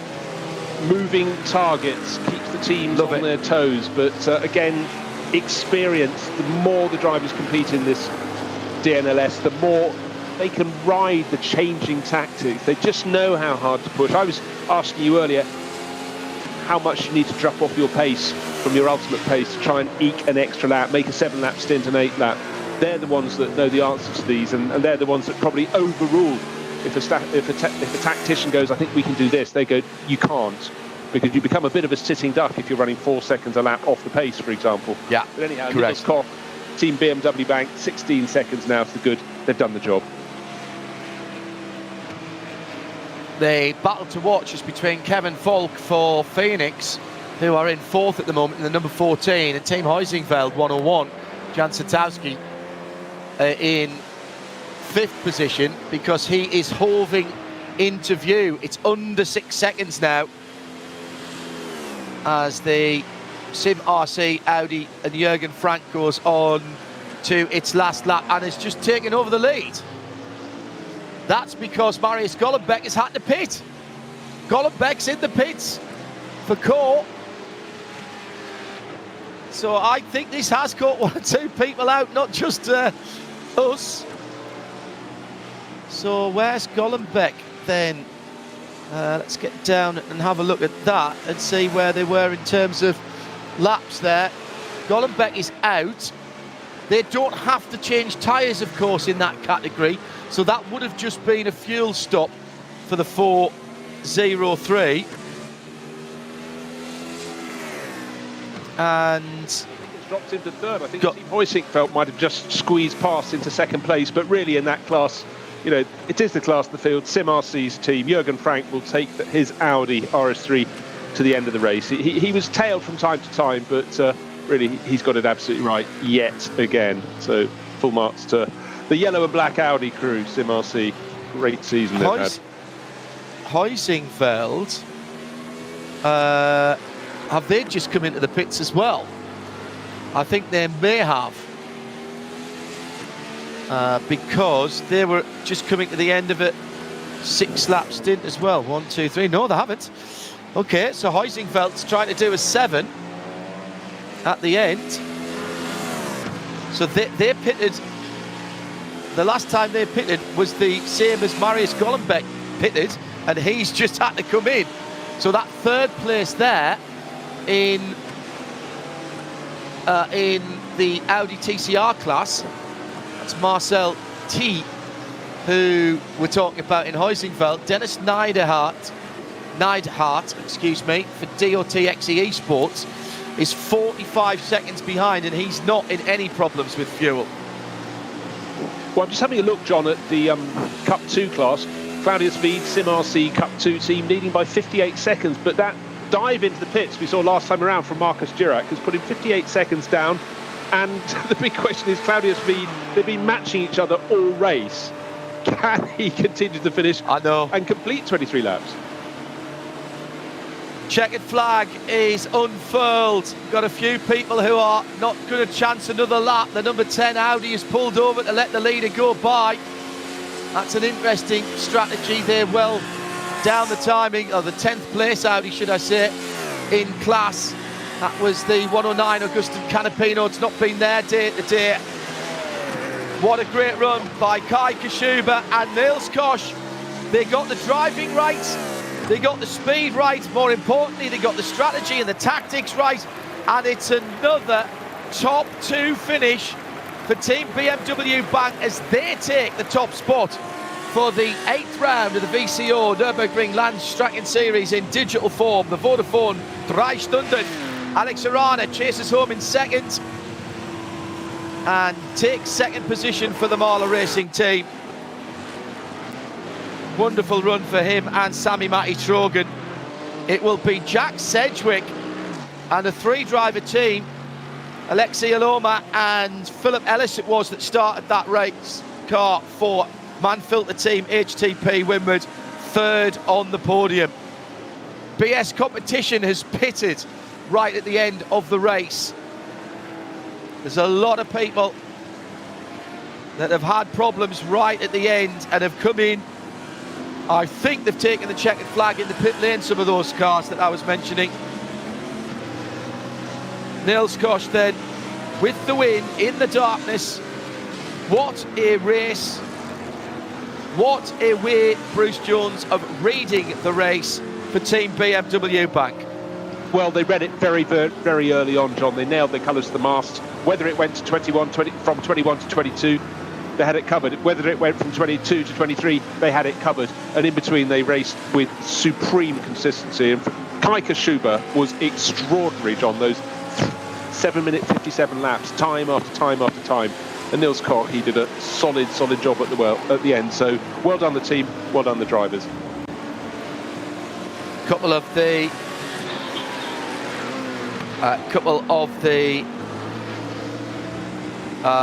class winners still to come through. We'll get you some driver interviews as well, keeping an eye on the waiting room, and Tim will route them through from London as we've got them coming into the pit lane. Now, just confirming the result then, Team BMW Bank win from Marler Racing and Audi from HTP Winward, Manfilter, AMG GT3. So the 3 major German manufacturers represented on the podium. Claudius Veed is a minute to the good at the sharp end of the field in Sim RC Cup 2 car number 76. That's the 911 Porsche, just coming up through Klaus Total and heading up towards the bottom of the Caracciolo carousel. Sindre Setsas and Carl Janssen. What a race for those guys. Didn't need to win the race, but that unofficially is the title for Core Sim Racing in those two, and they've done it in style. Whilst the TCR category has been a scrap right from the start. Jürgen Frank scored at the moment in second position as he comes through the far side of the circuit.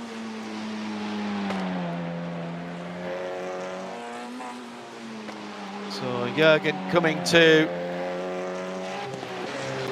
Brunchen over the top of the brow. Just watch these cars home, give them their just rewards. They've been an important part, Bruce Jones, of this race and this season, with still a race to go, of course. And certainly the flat six bark of the venerable Porsche 911,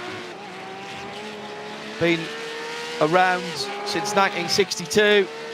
and racing, well, since 1962. Just over 70 years of Porsche as a motor manufacturer, which means they have been racing for 70 years as well. That was their advertising spend, effectively. The strange little lightweight cars with the engines in weird places and some very, very clever engineering. And still, when I talk to the guys from Porsche, they tell me, remember, John, Porsche is an engineering company that just happens to build cars. That looked like the Marla Racing Audi, was it? No, that has already finished. That was a damaged Audi coming through later on. And looked like there was a bit of damage on it as it was limping back down. So, running down the Dottinger Jürgen Frank. Lights flashing. This is a championship run as well for Sim RC TCR.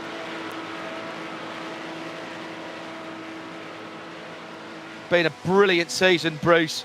Sim RC, whenever they turn out those black and yellow cars, always seem to have the number 76 in them somewhere if they can. And surely, I mentioned this in commentary, but surely they've been one of, if not the team of the season. In fact, they've managed to get two together for a formation finish across the line. That's even better stuff. Well done. The nose to tail, but this time around, Jürgen Frank's having to settle for second place because Marcel T pulled through on that final lap by taking an earlier pit stop and wins the TCR class. Caught me by surprise. Yeah, I think that's a run for it that's going to be good enough for the championship, though, for those guys. And Claudius Veed in the similar livery with the Asher Racing logos as well takes the Porsche Cup class. So they came across in team formation. Sindre Setsas will finish off a wonderful season. No sitting. Carl Janssen and Sindre doing a job. I always think it's dangerous knowing that you only, Bruce, have to finish somewhere. Quite dark out at the Nordschleife for now, by the way. But just aiming for a position sometimes is not the best thing to know. You need to put it to the back of your mind, I think. Acknowledge it at the start of the meeting, put it away, because boy, oh boy, with the countdown in the final laps. But I thought lap 22 was the final lap. Keep going, man. It's 23 laps this weekend. Really, really tricky. Really tricky indeed. It's a bit like, you know, playing a lot of sports. In my day, playing rugby, if you played at 95%, you weren't fully committed to a tackle. You had the potential to get hurt. If you clattered it at 100%, you were fine. Just keep at it. Just, you know, it's that classic case. Dangerous to back off.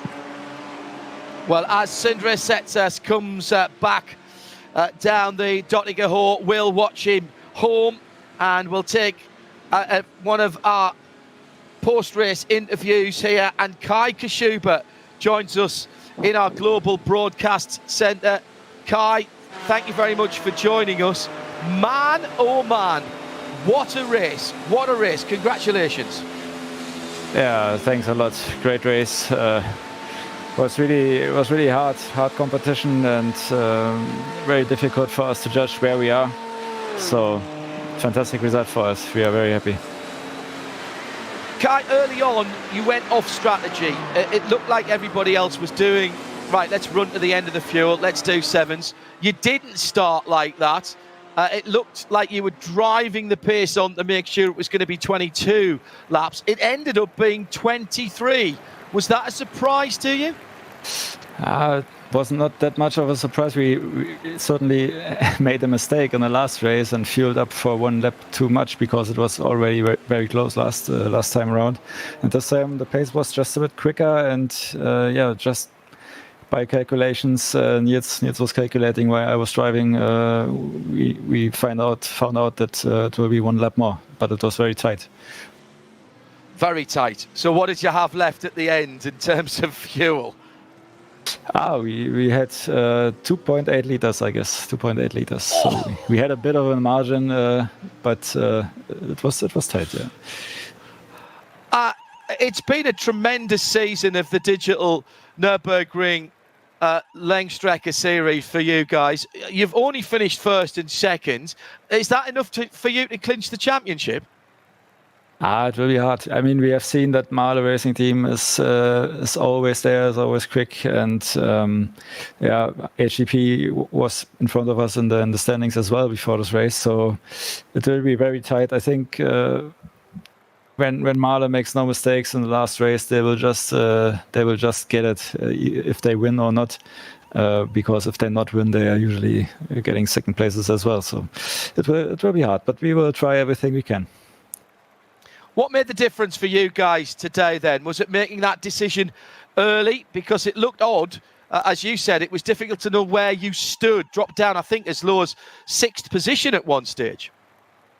Yeah, we came in early, and we wanted to avoid the TCR traffic.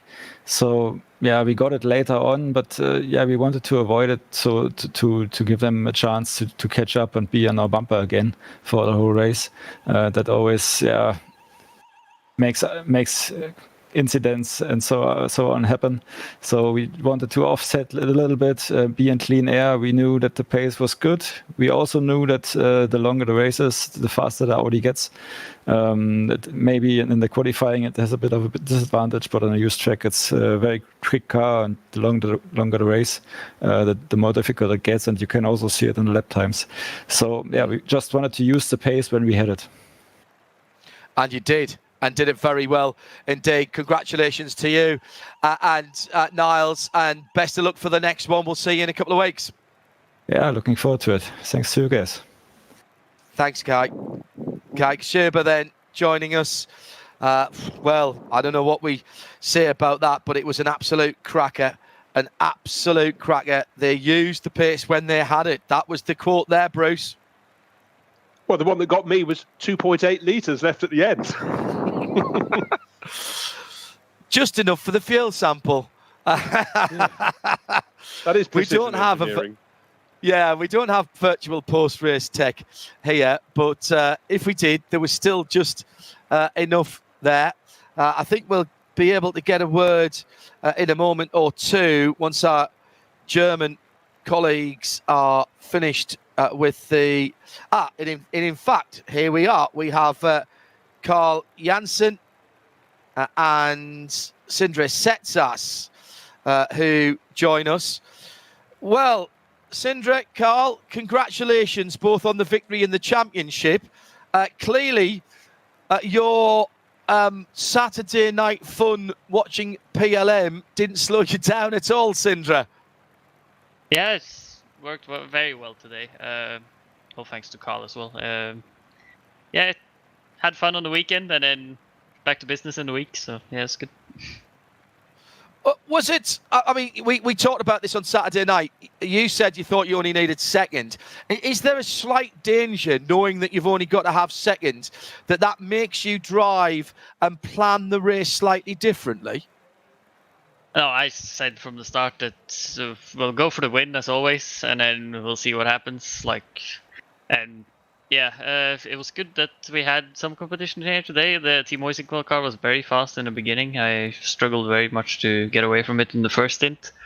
And then I saw they had some issues with some GT3 cars, which we luckily got away from. And then from there on, it was just cruising, because once the Hoisingwell car retired, we had like a 20-30 second gap or whatever down to second. So from there on, it was just getting to the end. And Carl, do you prefer to have the pressure of racing somebody close by, or was it actually quite nice to be able to just pace yourself through and get to the end of the race? Today it was quite nice to just drive, to be honest. Been working today, so a bit tired, and it was just nice to be able to just drive it. That's a good point, actually, because we're racing on a Tuesday night. That's unusual. Did that affect the way you were able to prepare for this race?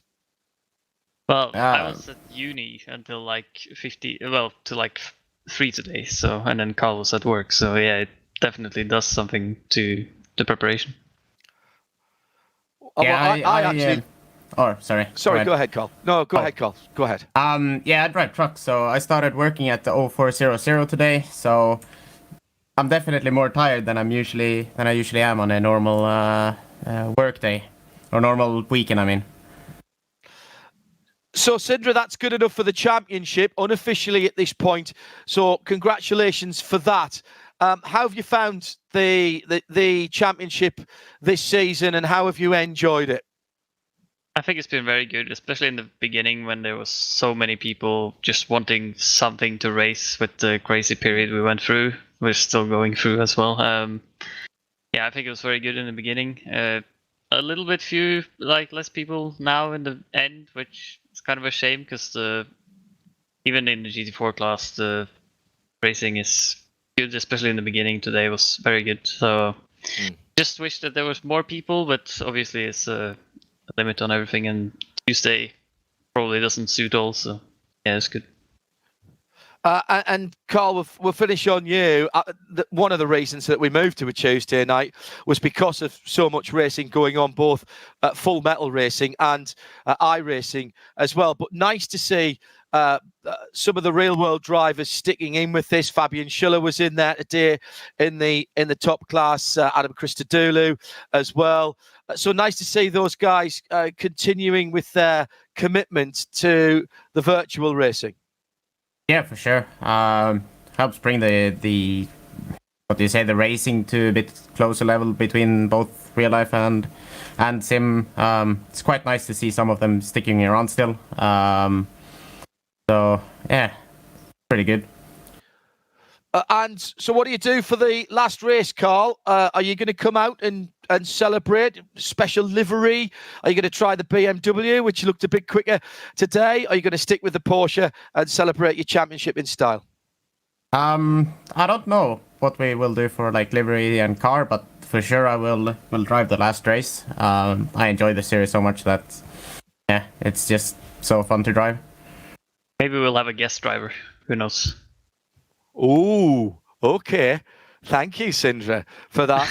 Thank you for supporting us at the weekend at Petit Le Mans with VCO as well. Carl Jansen and Sindre Setsas, who win in the SP4, effectively the GT4 category for core and the 303. Well done, guys, and congrats unofficially.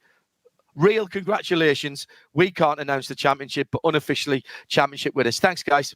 Yeah, thanks. Yeah, thank you. Carl Jansen and Sindre Sets has been a great season for them as well. Bruce, they have swept all before them, and they did exactly what they needed to do today. Yet again, it's what you expect from them. They really are the gold standard. And I think the fact they just pointed out that they have busy days during the week as well, driving trucks and being at university, it just shows the mix that come out racing against top professional racing drivers. I think it's just been a fabulous year, and I cannot wait for next year's season to kick in. And well done to them. Well, before the next season kicks in, as Bruce Jones said there, we have got the final race of the season with some championships, some pride there, and certainly not all over. Great thanks to Mark and everybody at Mission Control for the race today, and everyone who was cutting the pictures. Tim Gray was our executive producer up in London, and Bruce Jones joined me, John Hindhaugh, in our global broadcast centre. Round 8 of the Digital Nürburgring Langstrecke Series, powered by VCO, is in the history books. The Vodafone 3-hour race once again brought us excitement, plenty of energy, and some fabulously talented iRacing drivers. Thanks for being with us tonight. Don't forget, we'll be back on RS1 tomorrow, 8 o'clock UK time, for midweek motorsport. And we'll be bringing you all of the news of this race and looking forward to the weekend's action as well. Thanks for joining us. Bye for now.